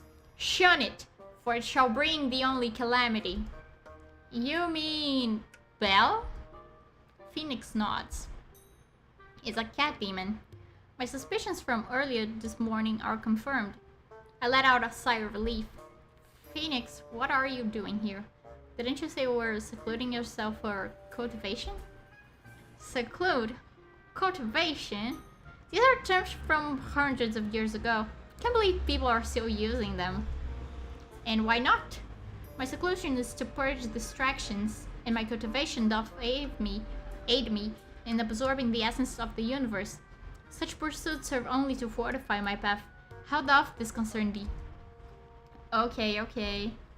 So they were the ones arguing. My mind struggles to process all this new information, and their loud voices certainly don't help. Why do I have to stay away from Belle? Why is Phoenix back? Is she done cultivating, or is my life in danger again? However, I won't get an answer if the two of them are still at each other's throats. Must focus on separating them first. Belle, clean up the mess. I need to talk to Phoenix. She looks at me with sad kitten eyes. Almost give in, but when my eyes land on the mess on the floor, my expression hardens. Hurry up! Barry lets out a begrudging meow and reluctantly starts cleaning up the mess on the floor. Phoenix, follow me. Okay. I take Phoenix to my room. It's quieter in here. I might be imagining things, but she seems to have lost weight. Her face is thinner. What happened? Why are you suddenly in my apartment? As of this day, my spiritual power is gravely diminished. Were it otherwise, I would have banished that wicked cat demon without fail. She speaks in a calm manner, but I can tell she has something against Belle. Did something happen between the two of you? 1,000 years ago, she and I served beneath the same master, yet the cat demon was an omen of misfortune. I warned our master against her, yet to my astonishment she pauses before swallowing her thoughts. Never mind, how came she to find thee? A friend picked her up from the streets. No one wanted to take her in. I took pity on her and agreed. Phoenix pauses, a complicated expression crossing her face. I have the faint feeling that understanding the relationship between Phoenix and Belle will be important, so I don't drop the subject. I continue questioning her. What happened on 1,000 years ago? To my disappointment, Phoenix doesn't tell me everything. She remains her enigmatic self. Thou shalt know when the hour is right. To learn now would only bring thee undue tribulation. Mark my words. The cat demon harbors intentions of her own. Thou hast already granted her the highest mercy by bestowing food and shelter upon her. Go no further. Thank you. I'll be careful, Phoenix. I speak alone with Belle after ending my conversation with Phoenix. What happened between the two of you? She shows up and tells me she wants me out of the apartment. Of course I'm unhappy about it. That old geezer has secret plans inside her head. Who knows what she's thinking? I sigh. Unsurprisingly, Belle also holds animosity towards Phoenix. Why is your relationship with her so bad? I don't know. Seems as though I won't be able to get any more information out of either of them. I decided to change up my questions. Let's not talk about Phoenix anymore. Tell me about yourself, Belle. Where did you live? I used to be someone's pet. I live with my owner. But I'm a cat demon. My life is very long, so every 10 years or so, I need to leave and find a new place to settle down. Otherwise, they'll notice I haven't aged. I was once adopted by a wealthy family. I live in a huge mansion. Everything was perfect, meow. It was so wonderful that I forgot I had to leave. They were going to bring me to the vet for checkup, so I ran away. Can't cat demons disguise themselves as humans? You could join society and live independently, can't you? Belle looks at me with teary eyes. You want me to work? At a job? She is so me. Noticing how pitiful Belle looks, my inner cat lover's instinct kicks in, and I quickly change the subject. Forget what I said. Belle continues pouring out her soul to me. All I want to do is live a peaceful life with my owner. Then, all of a sudden, that woman shows up, calling me a cat demon and saying I'll cause a disturbance. I haven't even gotten the chance to make a mess in the kitchen. All I did was breathe. This woman will bring nothing but divine retribution. Should divine retribution befall thee, then thou shalt suffer the judgment thou art due. Elsie, Chichi, protect me! You two stop it. But we'll continue staying in my apartment, Phoenix. Where do you plan on living? I must trespass upon thy comfortable dwelling and reside here for a time. I must shield thee from impending doom and lift the curse that have befallen thee. I nod. Having Phoenix here is strangely reassuring. She exudes a powerful aura, one that makes people inclined to listen to her. Perhaps this is the purpose of a guardian angel, to allow lost souls to feel at ease. Talking with her has helped me calm down, no longer feel as frantic. Now that I think about it, I haven't properly thanked her for saving me. I open my mouth when Belle interrupts, shouting, I disagree. Overruled. Meow.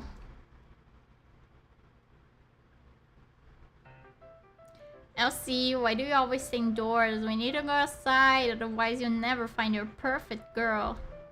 Your neighbor Nixie is a perfect candidate. How about you get to know her some more? How many bobas did she bribe you with? She didn't bribe me, I just care about you. Oh yeah, Phoenix said that you can only have one soulmate. Make sure to concentrate on one person, Elsie. At the end of the day, you can only pick one person, even if you have feelings for multiple. Suddenly acknowledge Belle's word.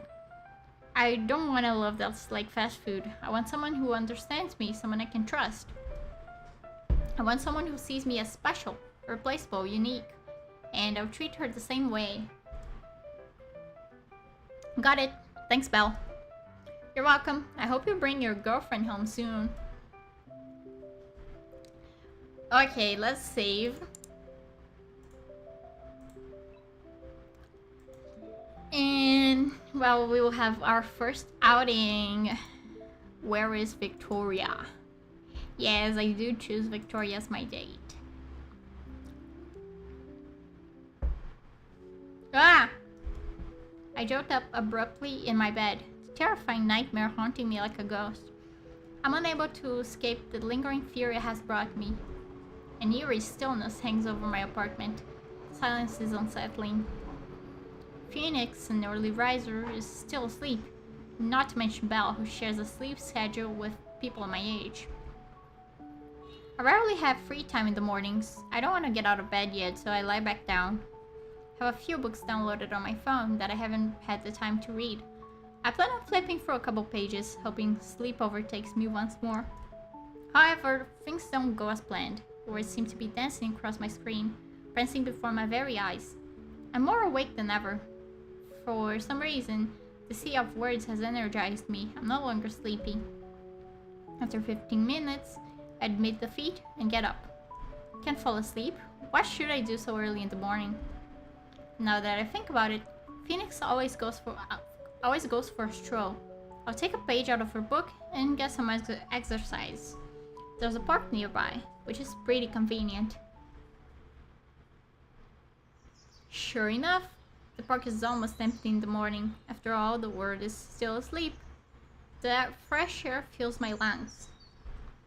A gentle breeze brushes past my face, washing away the lingering fear from my nightmare. The nervousness and anxiety fades, my steps feel lighter. Before I know it, I find myself transitioning from a slow walk to a light jog, follow the path through the dense trees.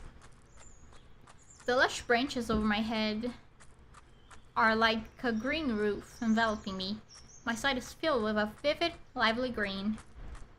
As I'm savoring the scenery and enjoying the calm, I hear the sound of faint footsteps behind me.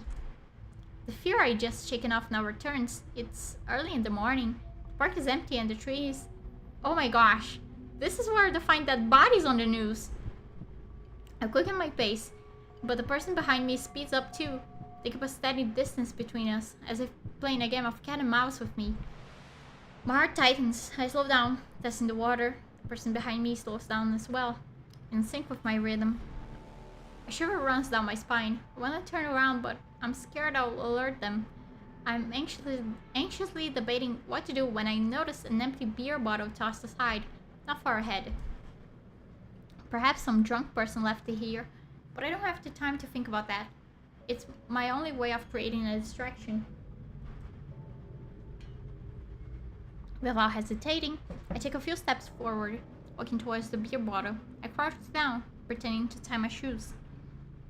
If the person behind me behind me walks away, I pretend nothing happened. If they approach me, I'll pick up the beer bottle.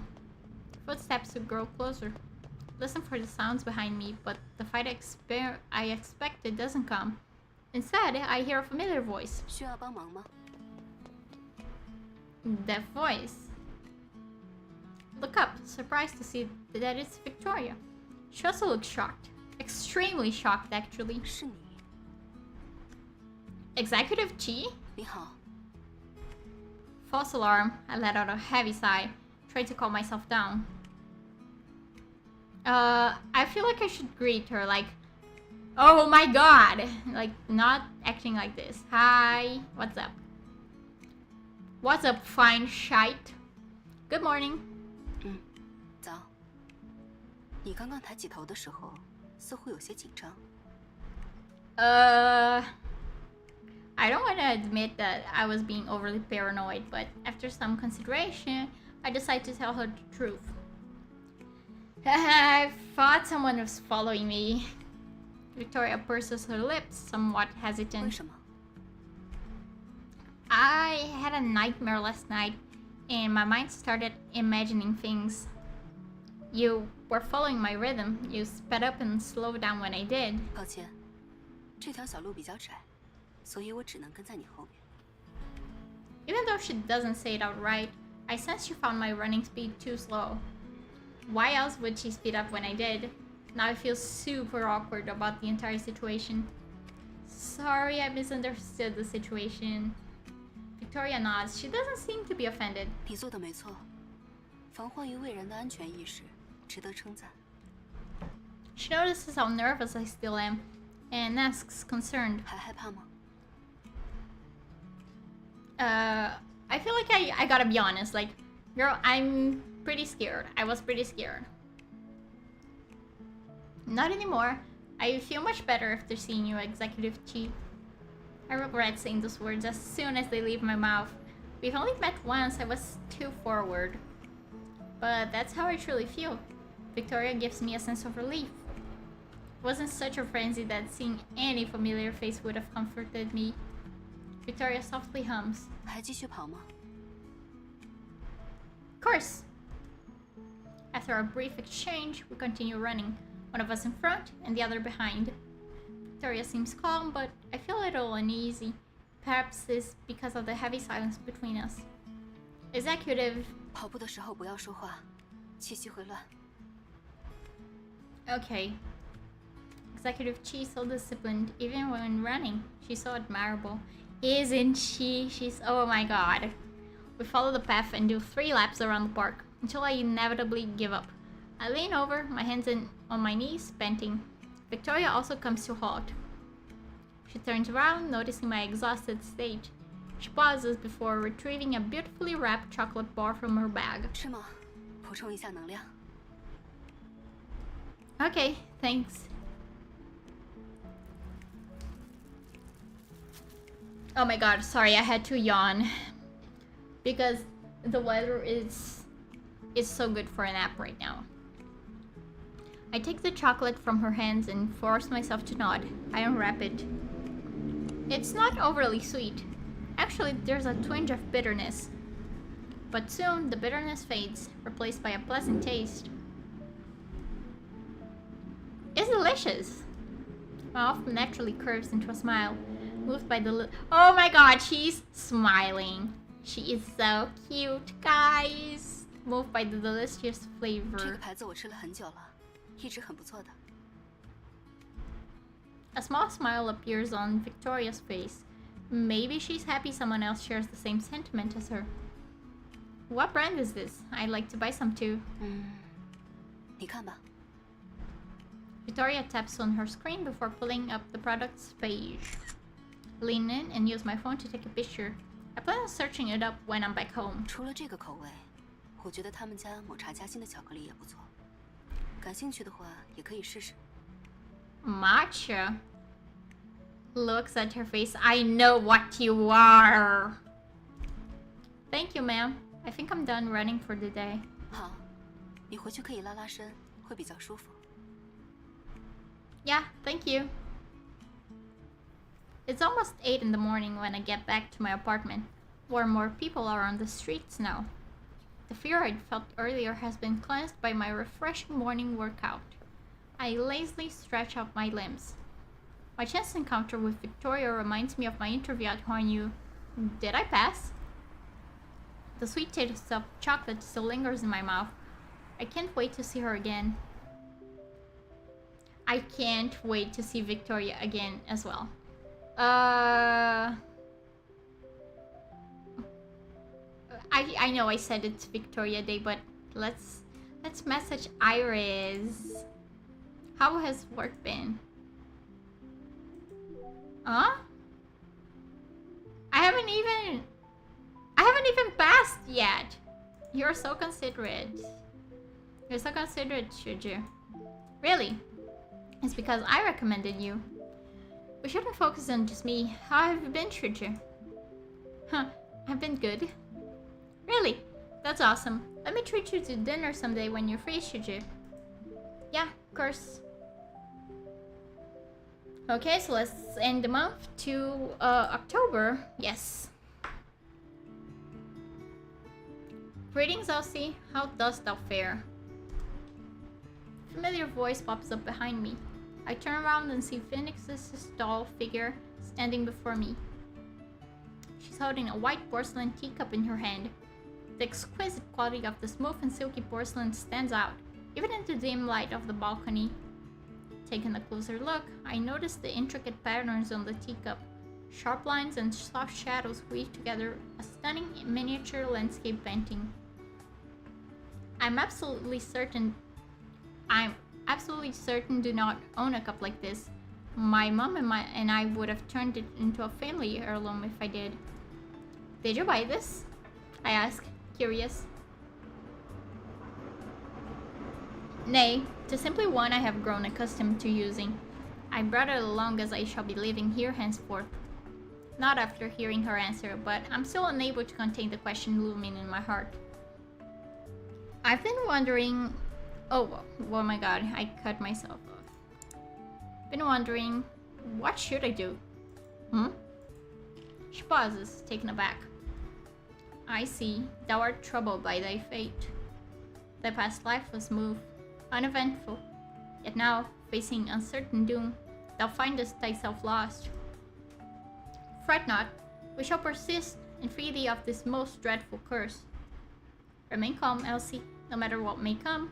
I swore upon mine own existence to protect thee. Phoenix, would that be too much pressure on you? My words surprise her. It is my duty as thy guardian angel. I'm touched by the determination behind her words. I can't find the words to properly express my gratefulness toward her. Phoenix silently looks at me. Aurora under the night sky is serene and steadfast. A cool breeze brushes past me. All my worries recede like the tide, at least for now. I recall the discussion I just had with Phoenix and Belle 30 minutes ago.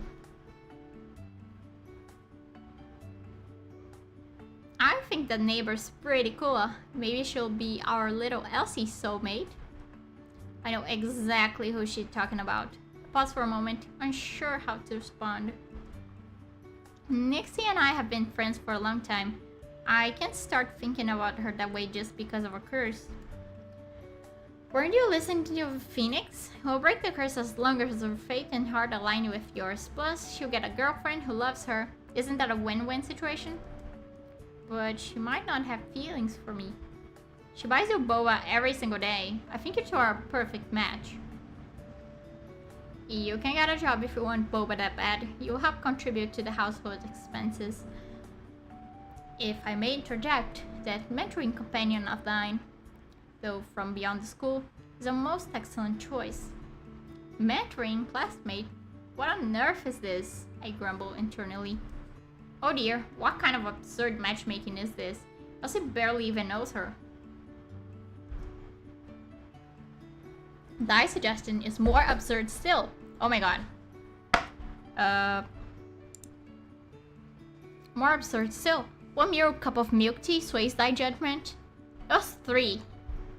Oh my god, they're ridiculous. Okay. I quickly change the subject before they can start bickering again. In any case, our top priority is finding my soulmate as soon as possible. Indeed. So, what should I do? Phoenix opens her palm where an old antique compass rests. Its color has faded over time, marking its age. The needle at the center of the compass points towards an unknown direction. I examine its mysterious nature carefully, yet I cannot understand what it means. Belle curiously leans in to take a look as well. After a moment, she takes a step back. Frustrated, it seems she also has no idea what this means. This compass was bestowed upon me by mine own master. It aligns itself of its own accord, governed only by the tides of thy destiny. Master? The head of the Yan family, the continuation of the Yan bloodline, rests solely upon her shoulders. She cannot reveal herself, yet her heart doth weigh heavily with concern for thee. She entrusted me with this compass so that I may aid thee in thy journey. Really? It's such a shame that I left my old town at such a young age. I know nothing about my family. I can't believe there's still a Young family head. I thought these roles only existed in fantasy novels. Now that I think about it, I really don't know much about my family. My parents rarely mention them either. Phoenix gestures for me to take the compass. I reluctantly hold it in my palm and flick the needle. But instead of snapping back to its original position, it begins to spin uncontrollably. Why is the needle doing this? Isn't it supposed to be aligned with my astrological chart? It reflects thy current predicament. Are you saying the needle represents my unfortunate fate, like a candle on the verge of being extinguished by the wind? Phoenix's expression is complex. She doesn't respond, but I know the answer. For the first time in my life, I feel the looming sensation of death. The possibility of death is like a python wrapping itself around my neck. The feeling of suffocation rises within me unlike anything I've ever felt before. Shouldst thou cross paths with thy soulmate, the compass shall respond. Good or evil, it shall reveal all. Phoenix calmly explains the cruel reality I'm facing. In order to survive, I must improve my relationships with others. I have to rely on their feelings to continue living. But what is love? Is it really fated destiny if I approach someone with the intention of falling in love with them? This approach conflicts with my beliefs of what love is. Yeah, I'm scared. Like, what do I do now? I already prepped myself mentally, but I can't help feeling scared. Fear is natural. I'm scared that one day I'll just drop dead, but I'm also scared of becoming someone who becomes blinded by their need to survive. Panic and fear overtake me like a tsunami. I'm drowning under these waves of emotions. Under the night sky, Ocean City remains lively. The lights are bright and the crowds are moving endlessly. In the narrow alleyways, bustling food stalls and thriving commercial streets, groups of people chat and stroll in every direction. Everyone's enjoying this ordinary day. But all of this seems so far away from me. My life is like an hourglass, counting down with every grain of sand. It was also ordinary back then. I didn't expect to feel like this. I'm immersed in my own sadness, unable to escape from the misery that's consuming me. Phoenix can sense my inner turmoil.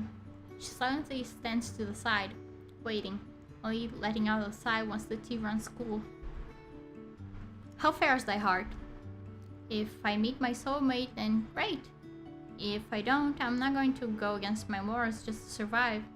I guess this is my way of coping with everything.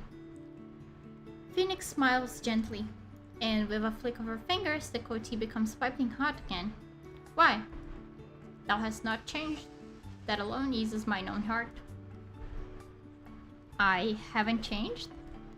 Humans are fickle, yet thou alone dost remain steadfast, even in such conflict.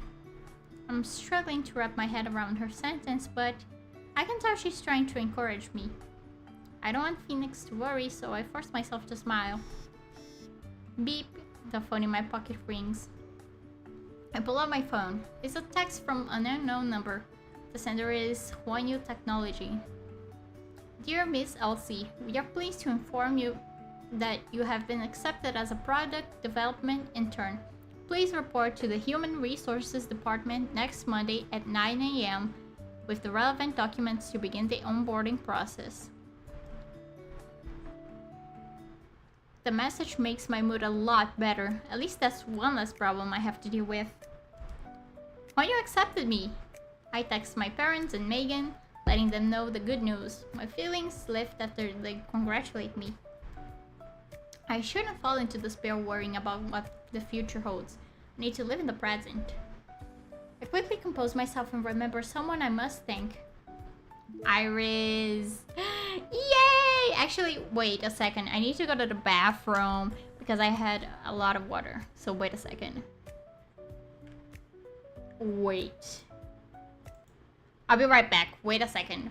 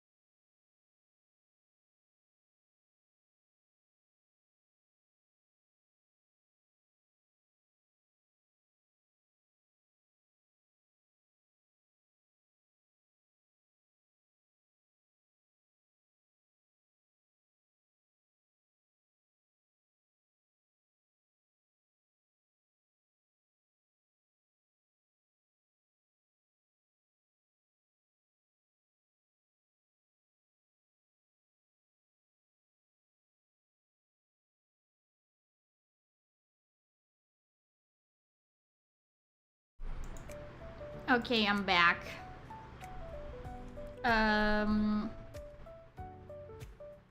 Shuji, I passed the interview. Thank you so much for the opportunity. I'd like to properly thank you sometime. Congratulations, you did all this by yourself. Hey, I didn't help much. Good luck at work. Shuji doesn't respond to the part where I mentioned wanting to properly thank her. I know she's busy, but I'm still a bit disappointed. Phoenix suddenly speaks. Her career is challenging, and the tides are ever changing. Hold on to thy heart, and let not the world's current sweep you astray. Ah. Phoenix smiles one last time before returning to her room. Also, oh my god, Belle has a little house and a little bowl. I love this for her. I just finished cleaning up the guest room and changing the sheets. Belle has settled into the storage room next to the guest room. I'd put her there to avoid yet another argument between her and Phoenix. I need to get my rest. I did clean the storage room, but there were still a couple items I hadn't moved out. For the past few days, I've heard Belle rummaging through the stuff in there. After Phoenix returns to her room, Belle restlessly pop out and knocks over the porcelain cup Phoenix had left on the table, inspecting it like a thief. She uses something this incredible to drink tea? I've never seen a cup like this before. What? I walk over, fixing the cup. I notice 4 words engraved on the bottom. An uncity private seal. That must be some sitting from thousands of years ago. The corners of my mouth twitch. No wonder that cup looks so old. It's an ancient relic. I carefully place it down, terrified of breaking it.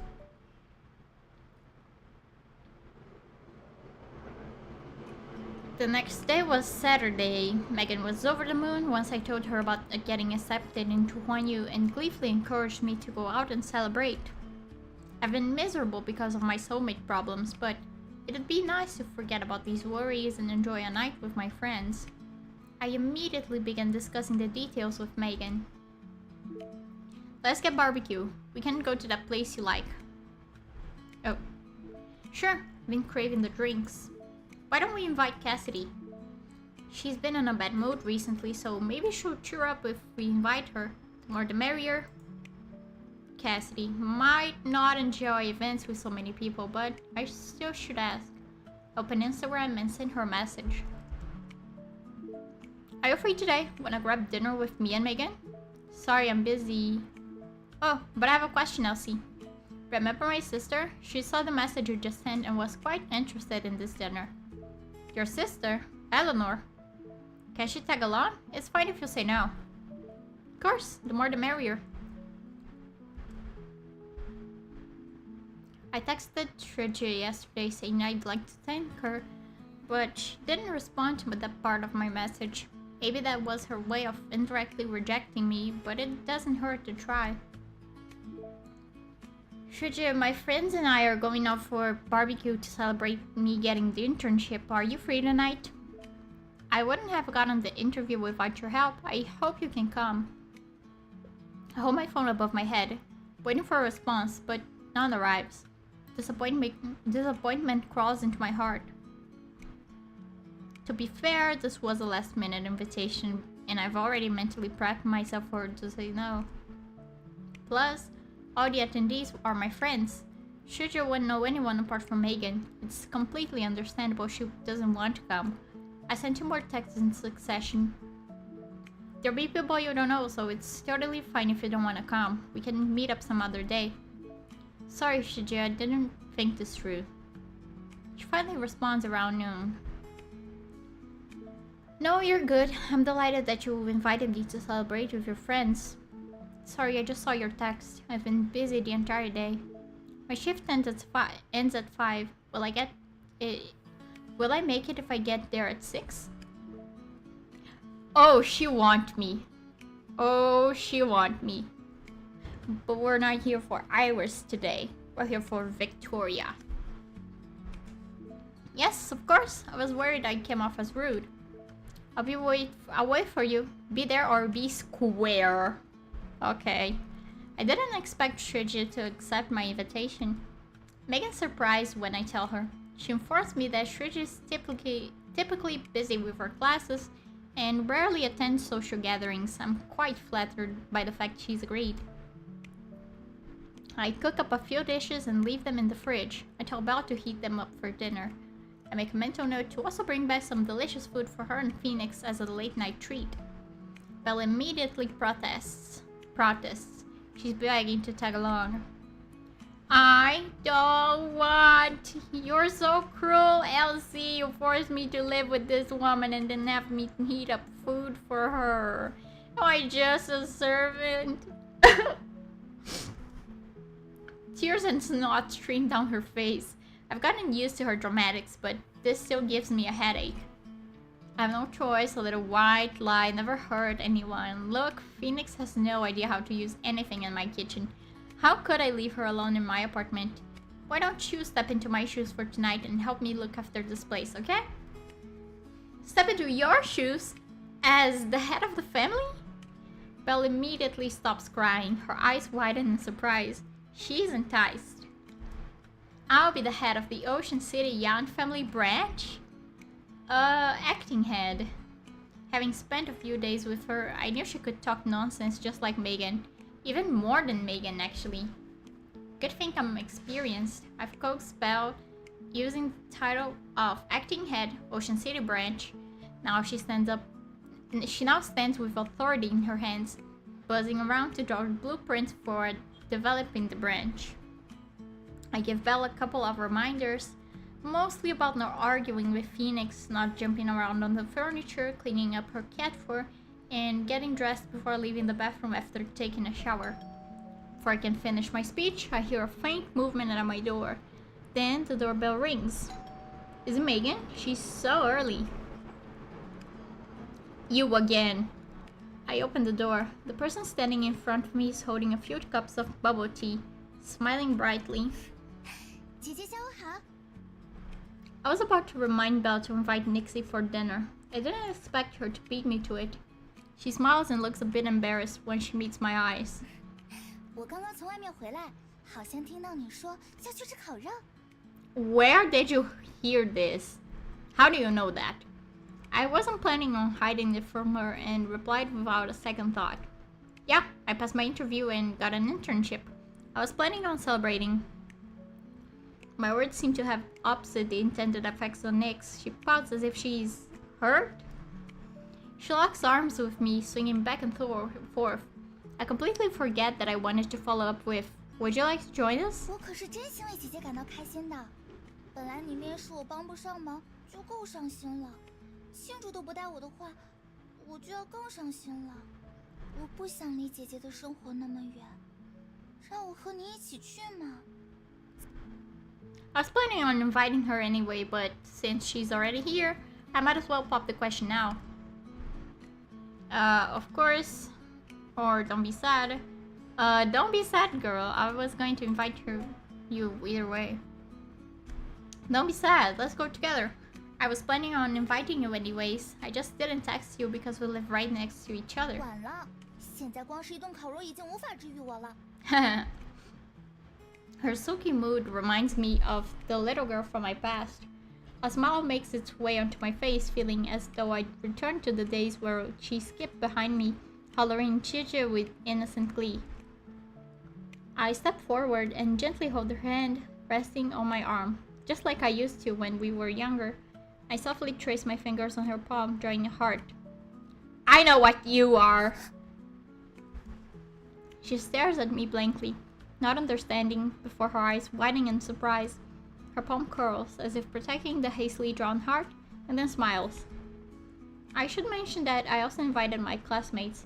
You don't know any of them, so we could do something by ourselves some other day. 好诱人的条件呀！姐姐不会再引诱我拒绝今天的晚饭吧？ I didn't expect Nixie to think that. I hurried to explain myself when she suddenly lowers her head and noses against my shoulder. She was just teasing me. 我就不能都要吗？ What? 就这么说定了，小孩子才做选择。这一次让我和姐姐的朋友们一起，下一次姐姐可要单独和我庆祝了。I really don't know what to do with you. Fine, it's a deal. 这才对嘛，姐姐。那我就先回去准备一下啦。Get ready for what? 和姐姐出门可不能这么潦草，当然要精心准备。出门前10分钟通知我哦。She returns to her own apartment after saying that. I let out a helpless sigh and shut my door. When I turn around, I meet Belle's mischievous eyes. You... Before I can finish my sentence, Belle shuffles over, giggling. She grabs the milk tea Nix had left hanging on my doorknob and expertly stabs a straw in. She drinks. You're way too good at this, aren't you? It's all thanks to the generosity of Elsie's girlfriend. Don't call her that. Belle hums some random tune as she takes all 3 cups of milk tea back to her nest. I shout from behind her. You can have mine, but save a cup for Phoenix. She wants less sugar. I swear I hear Belle mutter old woman drinking 30% sugar, no taste, before her door shuts. The time flies by. Soon, it's time for dinner. I fix my eyebrows and call Nix, telling her we're about to head out. I run into Megan after coming downstairs. Here, got you something to celebrate your new internship. What's this? She hands me a beautifully wrapped box, a smug smile on her face. I bought it 2 weeks ago. Even calculated shipping times to make sure it arrived on time. You had that much faith in me? What if I failed? Then it'd be a gift congratulating you on taking a step toward a different future. I let out a pfft and tucked the box into my bag. When I look up, I accidentally meet Nix's gaze. Nix loops around mine, swinging it playfully. 我好饿呀，姐姐，什么时候才能到呀？ I check the time, trying to comfort myself and ease her impatience. Soon, it's not far. Haste makes waste. Oh my god, she looks really good. Wow. I spot Eleanor from a distance, waiting in front of the barbecue restaurant with one... Oh my god. Wait. With one hand casually tucked into her pocket. Her striking appearance has caught the attentions of various passers-by, but she seems used to it. She remains composed. Is she just aura forming in front of everyone? What the skibma? Eleanor only makes her way through the crowd once she sees me. She grins. What is this? 恭喜你入职，严同学。喏，这是为 What? 你准备的礼物。祝愿你未来在职场上发光发热。 Oh my. She and I frequently text nowadays. We started getting to know each other. Fiery? Are you giving me a stove? 可以是，我改天送你吧。 Megan curiously studies Eleanor's face, which looks just like Cassidy's. You're Cassidy's older sister, right? Hi, nice to meet you. I'm a friend of hers. 啊，你是李秀珠吗？小刘和我提起过你呢。 Really? What did she say? 保密。 I'm going to interrogate her later. I'm also curious, but we should head inside. Nixie's hungry. The person standing next to me shrinks behind my back, gently squeezing my hand. With that, we enter the restaurant, chatting and laughing. Iris! I give my name at the reservation desk. To my surprise, the server tells me someone's already waiting inside. I turn around and spot an elegant figure sitting at a table. Who else could it be but Triju? Her gaze immediately lands on me once she spots the 4 of us walking in. She then scans over the rest of the group and nods, greeting us. 你来了，今天太热了，我就先入座等待了。不介意吧，学妹？ Of course not. I'm so glad you're here, Triju. 当然啦，毕竟你说很想我来，所以一下班就出发了。 Oh my god. She'll want me. She teases. before beckoning a server to bring us some more utensils. I pull out the chair opposite to Iris, but before I can sit down, Eleanor and Nyx claim the seats beside me, one on the left and one on the right. Since no one really knows each other and our food isn't here, we fall into a period of awkward silence. I'm the host, so I figure I should start the conversation. I think this one. Thanks for coming, everyone. This restaurant is delicious, so eat as much as you like. 我不会跟姐姐客气的，已经闻到烤肉的香味啦。Me too, me too. I've been waiting for this. I'm going to feast in your honor, Elsie. Like you don't already, Megan. Ah, we look so cute. Ah. Also, oh my god. I'm like Megan's #1 fan. She's so cute. Also, Iris looks really good here. I didn't expect the atmosphere to lighten up so quickly after I finished my mini speech. Everyone's chatting with each other. The delicious aroma from the sizzling meat fills the air and slithers into my nose. I'm practically drooling as I watch the thick slices of pork turn golden brown. The oil on the meat glistens. The meat looks ready. I reach out my chopsticks, ready to grab a piece. However, as soon as I move my chopsticks, I notice that there's already a piece of meat in my bowl. Look to the side. Eleanor beams. 面试辛苦了。 Her unexpected kindness leaves me at a loss for words. I smile back.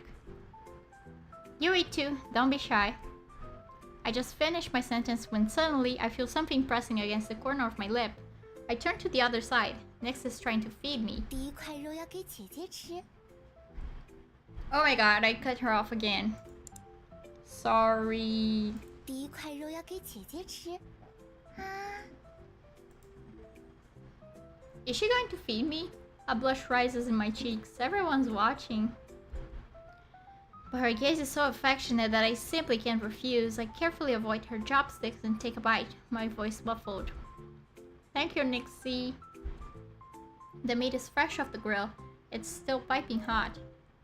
Reach out to grab my water when a cup of cold McGoody appears in front of me. I'm temporarily stunned and hesitatingly lift my head, meeting Iris's eyes. She smiles.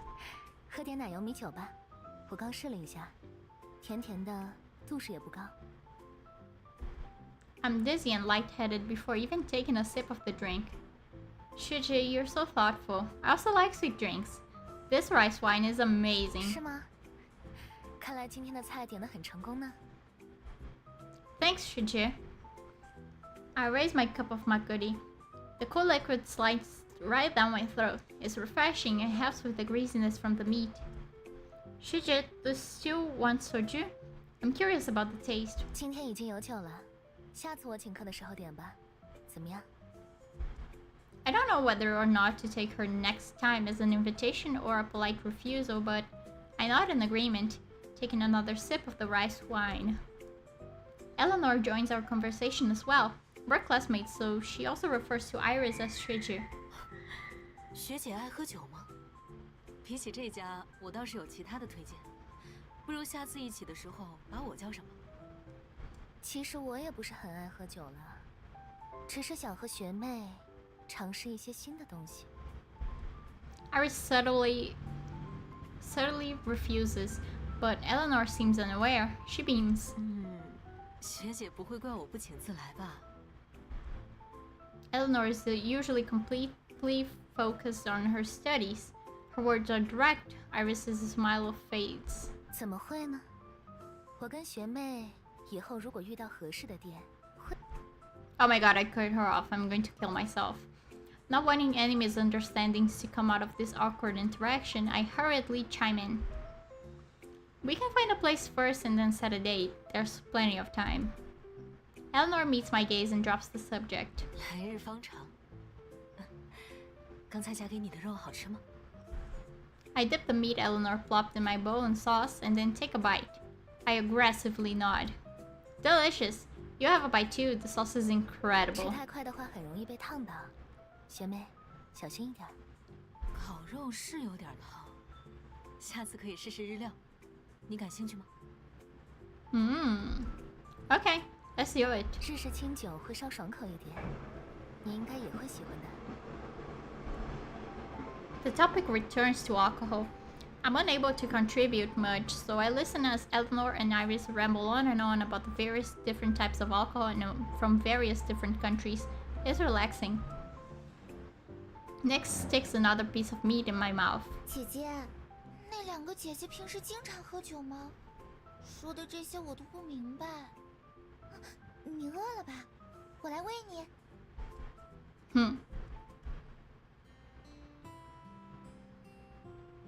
I was so worried about how dinner would go, but once it's finally over and I step outside, it feels like a huge weight has been lifted off my shoulders.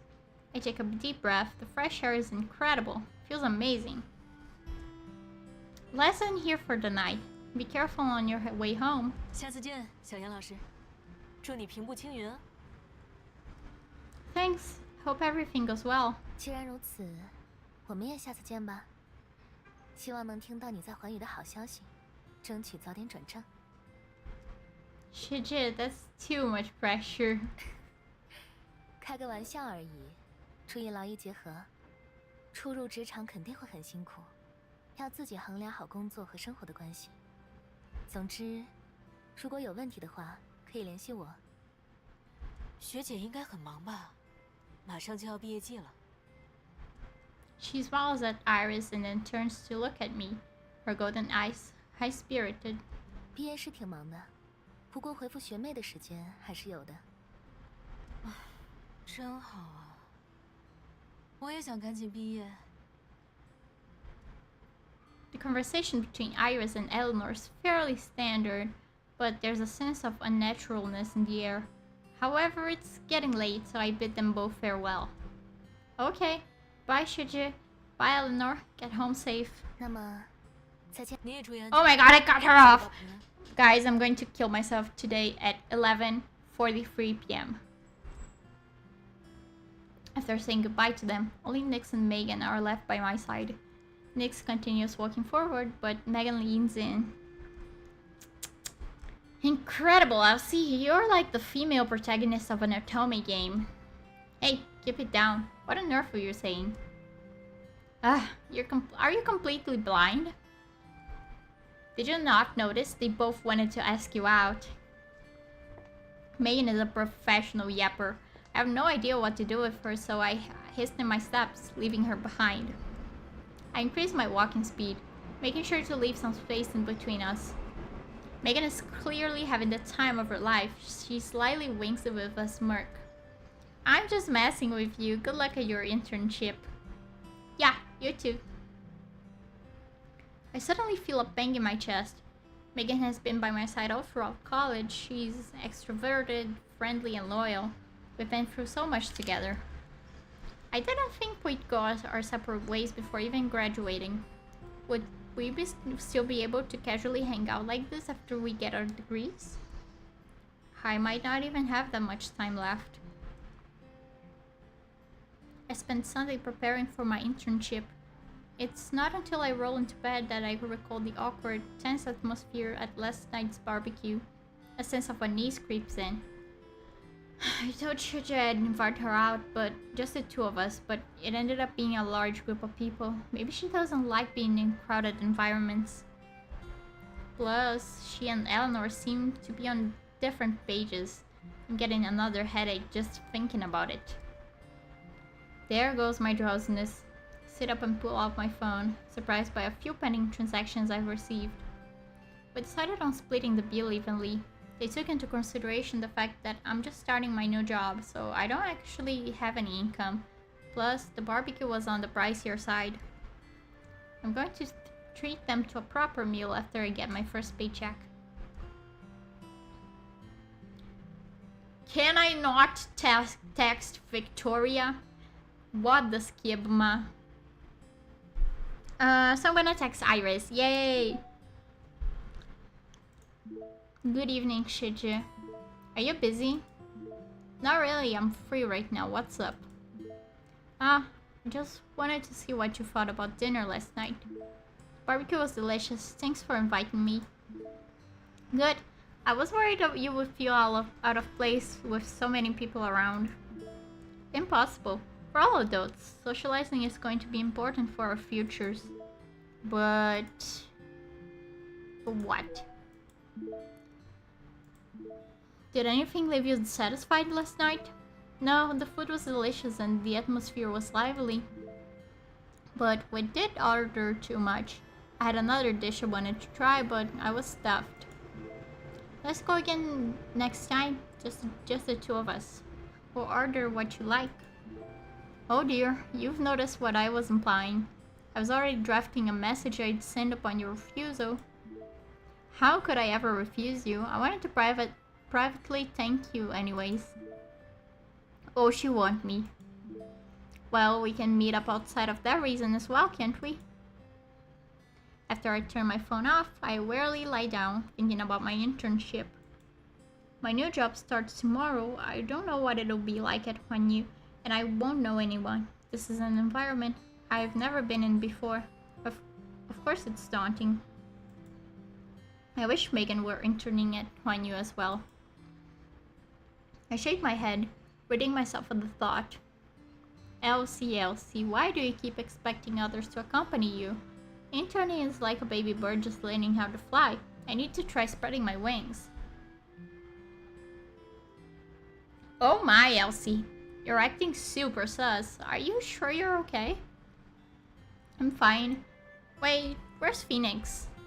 That old woman left. I don't know where she went. She was muttering something about, I cannot live under someone else's roof without contributing something. If you ask me, I think she's going through menopause. Oh my god. Phoenix isn't as thoughtless as Belle. Is she trying to find a job? I won't bother her. I'm worried Belle will make a fuss again, so I keep that thought to myself. Hey, doesn't your internship officially start tomorrow? You should be in bed. You don't want to be late, do you, Elsie? You little rascal. Oh, you're right. I'm going to wash up. Oop. I spent the entire night on my phone. Life is just endless failure. You tell him, girl. I rush into the bathroom, leaving behind Belle. I was trying to imitate someone mature. Take a shower and do my skincare routine. I'll be in perfect condition for tomorrow.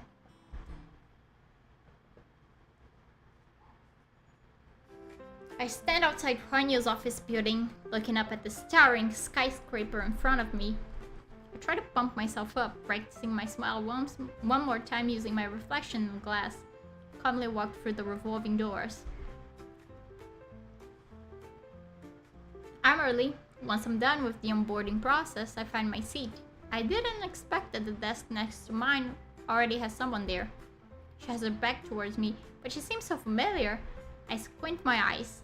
Is that... Why is it you? That familiar figure is my best friend, Megan. What are you doing here? I'm losing my mind. I got transferred here. But hey, we're now co-workers. Aren't you happy? Happy? You wish. When did you find out? Megan awkwardly chuckles, clearly guilty. Like 2 days ago? I'm furious. She could have mentioned this to me over the last 2 days, yet she kept her mouth shut. I told her immediately after getting my internship. I huff, turning my back against her. I even purse my lips and refuse the breakfast she offers me. Since this is my first day at work, the department head doesn't give us many tasks to do. I've frequently helped out student council, so I'm already well versed with all these tasks. To be honest, I must thank the idiot sitting right next to me for that. I've been ignoring her this entire morning, busy paying attention to the training we were being given. And make sure to keep in mind the points I mentioned. A lot of previous interns have made these mistakes before because they weren't taking this job seriously.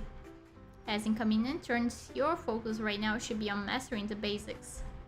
She looks at her watch once she finishes her sentence. Alright, it's noon. Head over to the cafeteria for lunch. Whether it's at school or work, everyone's favorite part of the day is lunch. As soon as the department head dismisses us, Megan makes her way over to me with a pitiful look on her face. Elsie, I was wrong. I shouldn't have kept this from you. I promise I'll tell you everything from now on, so please forgive me, okay? I was going to tell you at dinner the other night, but the atmosphere just felt off at first, and then I got so wrapped up talking to everyone that I forgot. Anyways, there wasn't a suitable time to say anything, so I just planned on surprising you today. I'll buy you boba later, okay? A large and extra large, okay? She pleadingly bats her eyes. It's both adorable and hilarious. I've already cooled off after a whole morning at work, and honestly, I'm more delighted than anything else. I can't hold back my smile any longer. Fine, I'll forgive you this time. Heh, great. You have no idea how gloomy I was when you kept ignoring me. I felt completely despaired. Alright, that's enough out of you. Let's have lunch. Sure, look, you have no idea how surprised I was when I got the transfer notice. Since it's our first day at work, Megan and I get slightly lost before finally making it to the cafeteria. Almost all the seats are taken. There's only a few empty chairs in the corner. We have no choice but to put our bags down on a table near the window and get in line for lunch. A small commotion breaks out in front of us while we're in line. Who's that? I don't know, but she's gorgeous. Aren't all the interns already here? How is there still someone new? Megan is a huge gossip. After hearing this, she immediately cranes her head to take a good look, and then excitedly taps me. Hey, look over there. That other woman in front of us really stands out. I feel like she doesn't belong here. Oh my god, it's my goat. It's my goat. I follow Megan's finger and notice a woman who indeed catches my eye. She's tall and dressed in a suit, clearly on a different level than all of us. She gives off a rich kid experiencing the ordinary life vibes. Rich people really are different from commoners like us. You can't fake that attitude. I nod in agreement. Even just her silhouette stands out from everybody else. Do you think she's the daughter of some higher up? Stop randomly making guesses. We should just focus on doing our jobs well. We return to our seats after getting lunch. The woman we'd just been staring at is now sitting at the table in front of us. She's flipping through her phone, absent-mindedly picking at her food with her chopsticks. Doesn't seem like she's very hungry. Megan and I aren't the only ones secretly observing her, but she doesn't seem to mind. In fact, she's not paying attention to any of us. I am visual learning. Yes, you are, aren't you? Did you like her? I wish we had a route for Victoria's cousin, because oh my god. We get 2 hours for lunch. After we finish our meal, we walk around downstairs until Megan is summoned by her boss. Take a stroll by myself before leisurely making my way back. From a distance, I spot a pile of documents on my desk and a coffee cup with a special logo. I recognize this logo, it's a coffee shop nearby. Megan and I were just talking about giving that place a try. But that place usually has a super long line. It'd take us ages to get something. I didn't think Megan would secretly buy me coffee. Now this is more surprising than her transfer to Hanyu. I grin, picking the cup up. Don't want it to accidentally spill over all over those precious documents. I gloss over the files. It's obviously a level above the tasks we'd been assigned to handle this morning. However, work needs get done. I split the documents into separate categories, putting user research and data on top and demand underneath. I need to process the research results first before I can handle the rest. It's a challenge, but also the first official task I've received here at Hanyu. I grit my teeth and get it done. After a lot of hard work and effort, I finally finish part of the task. I absent-mindedly reach for the coffee, only to find the cup empty. Is this the life of a corporate drone? I see a billion empty coffee cups and late nights in my future. Yay! two people suddenly enter the room as I mope about. It's Executive Chi, the woman at my interview the other day, and the woman is the other woman Megan and I saw at the cafeteria? 你确定在这里吗？别打扰大家工作了。 Yes, but it's fine if I can find it. I'll just buy 2 more cups. 那你去找找吧。 After Executive Chi finishes speaking, the woman glances left and right as if she's searching for something. What are they searching for? Just then, her eyes flicker over me, and I meet her glance. Clueless, uncertain. Before I know it, I find her standing in front of me, forced smile on her face as she stares at the cup of coffee in my hand before looking up at me. Her eyes are accusing. My heart stops, and I quickly retrieve my hand. Wait a second. Okay. Don't tell me this cup of coffee actually belongs to her? Now that I think about it, that makes a lot more sense. Megan and I weren't apart for long. How could she possibly have the time to buy me coffee? The woman remains silent, staring down at me, awaiting my next move. I nervously stand up, fighting the urge to shrink back against her scrutinizing gaze and awkwardly say, I'm so sorry, is this coffee yours? I thought my friend bought it for me. Apologize for the trouble I've caused. Why don't I buy you another cup? Executive Chi has walked over and gives her an exasperated 我 glance. 说，齐硕齐董事长，这么久了，你丢三落四的毛病怎么还没有治好？ Chairwoman? Perhaps my reaction was too exaggerated. The woman in front of me chuckles and reassuringly pats me on the shoulder. Don't worry about it. I shouldn't have left you there. Think of it as an award for doing your job so well. I'm sorry, Chairwoman. I didn't mean to. My heart is filled with nothing but regret. I should have double-checked with Megan. Now, I finished the Chairwoman's coffee on my first day at work. Who would possibly believe that story? 没关系，不会怪你的，不要紧张。 Even though Victoria's facial expression is normal, I can tell she's trying to comfort me. I appreciatively smile. Rosalie watches our interaction before suddenly interjecting. No, there should be more? My heart skips a beat. I don't know what else of the chairwoman's belongings I've accidentally destroyed. I brought over some documents from the head office. I put it underneath the latte. Have you seen it? Are those the files? I gingerly point towards the spreadsheets I just finished on my computer screen. Rosalie's light-hearted gaze suddenly freezes. She walks around me and stares at the results I've compiled, squinting. Her serious expression sends goosebumps down my spine. Oh, yes, it's this. Did you finish it already? Sorry, I thought our department was responsible for it. Can't tell what she's thinking at all, so I awkwardly chime in. Huh. This was indeed meant for your department, but something unexpected has happened. Why don't you come with me for a second?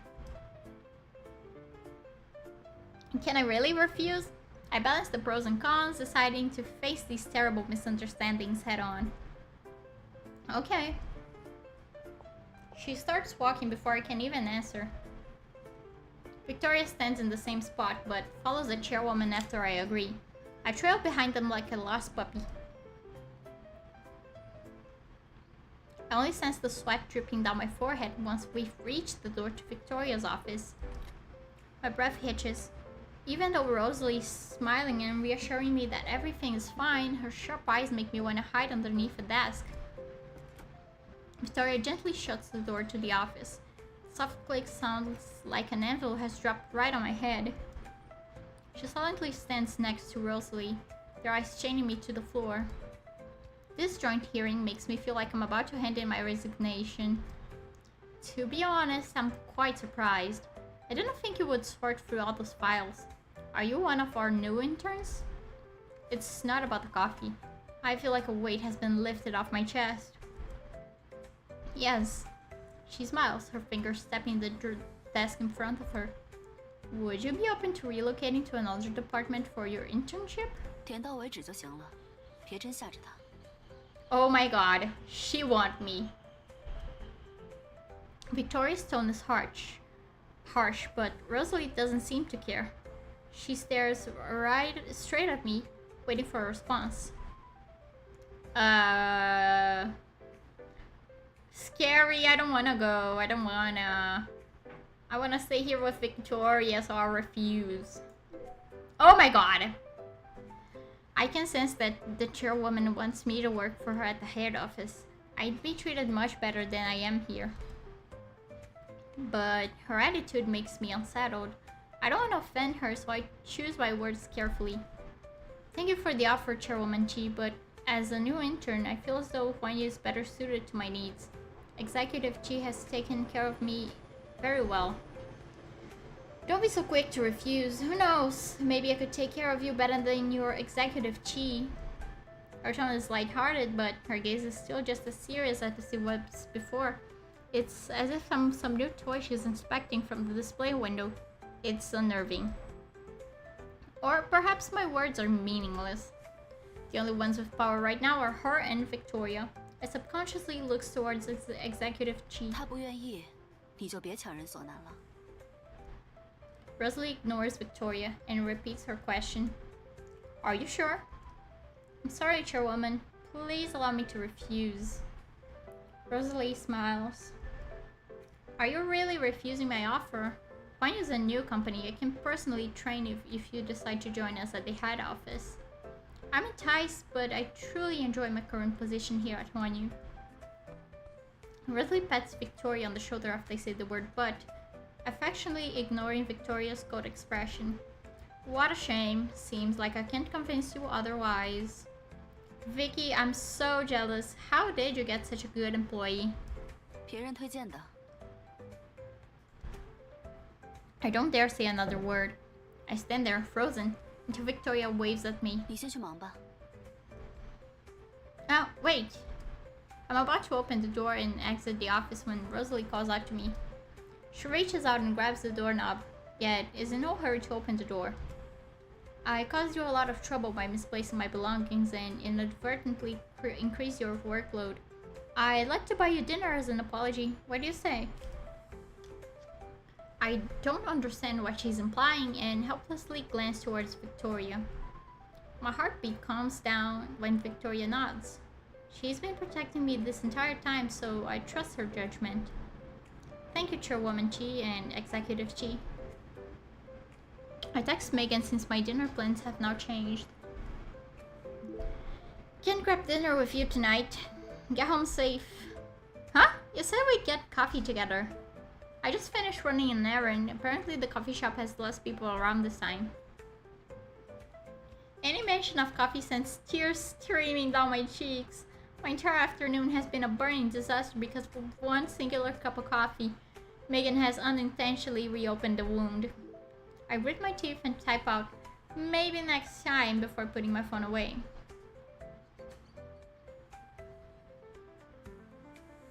Victoria and Rosalie must have more money than I could possibly imagine. The restaurant they've invited me to is luxurious and high class. I feel out of place dressed in my plain, simple clothes. The two women sitting across from me are familiar with the menu. Rosalie gives me recommendations for what to order after asking for my preferences. The food is exquisite, but I feel like I'm sitting on pins and needles. My mouth is tasteless. 吃饱了吗？ I immediately shake my head, scared there will be more misunderstandings. I'm completely full. 那我开车送你回家吧。堂姐，你先回去吧。 Be careful on your way there. Call me if anything comes up. She nods, making a call me signal with her hand. Oh, she looks so pretty when she smiles, guys. This entire day feels like I've survived a 这么 hurricane. 紧张？ How could I not be nervous? I didn't expect your cousin to be the chairwoman. I feel like I've stumbled upon some classified secret I'm not supposed to know. 没什么机密，普通的亲戚关系而已。我拦着不让你去总公司，你会怪我吗？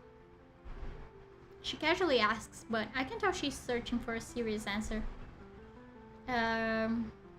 Oh my god, playing them would, I feel like it would be such a shitty ass option, because I don't want to like upset her. So I could like say I'm not upset or empathize with her. So what do we think? I feel like I really like her, so I'm gonna try this option. Oh yay! No, I understand. You must have had your own reasons and made this decision. Made the decision that was best for both me and the company. She nods her head. 你明事理，识大体，能力也不差。好好在寰宇成长，以后提拔不是问题。Thanks for the compliment. 我也不放心你去那边。Is it that scary? 对别人我不知道，于我而言，在骑士只会忙着人情来往，从而忽略真正成长的机会。Victoria's words pierced me like a knife. The Chi group would be a living nightmare. Good thing I didn't make the wrong choice. I'm grateful I didn't dive headfirst into Rosalie's trap. Victoria only drives away after I've gone upstairs. After I take a shower, I notice I've received a text. It's her again. Wonderful job today. Get some rest. Thank you, executive. You too. You can just call me Victoria. No need for such formalities.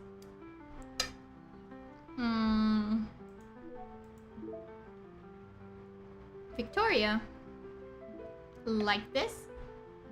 Feels weird. Oh, she wants me. Oh my god, she's so cute. Executive Victoria. You just took 2 steps back. I would just call you that when we're alone. Okay. It's getting late. Wonderful job today. Get some rest. You too. Good night. Good night, Elsie. Okay, guys. We are reaching the 3-hour mark, so I think we should save and like stop here for today, because we are reaching our 3-hour mark and I don't want to go past that. So, well, maybe I'll continue on a like next stream. I don't know. I'll set up my schedule for next week and we'll see what's up. And so, like, yeah, I think that's it. Let me know, like, if you're watching the VOD or whatever. Let me know in the comments. What do you guys think? Was it cool? Is it a good game? Like, would you guys like me to continue? Because I feel like I didn't make much progress with Victoria this time, because the first chapter was pretty long and I didn't see Victoria throughout the entirety of it. So, like, yeah, I think yeah, that's it. I think I'll be ending stream and perhaps taking a nap, because I feel really sleepy and this weather is awesome for a nap right now. And yeah, that's it. Bye, you guys. I hope everyone had fun. I did. And yeah, that's it. Bye bye.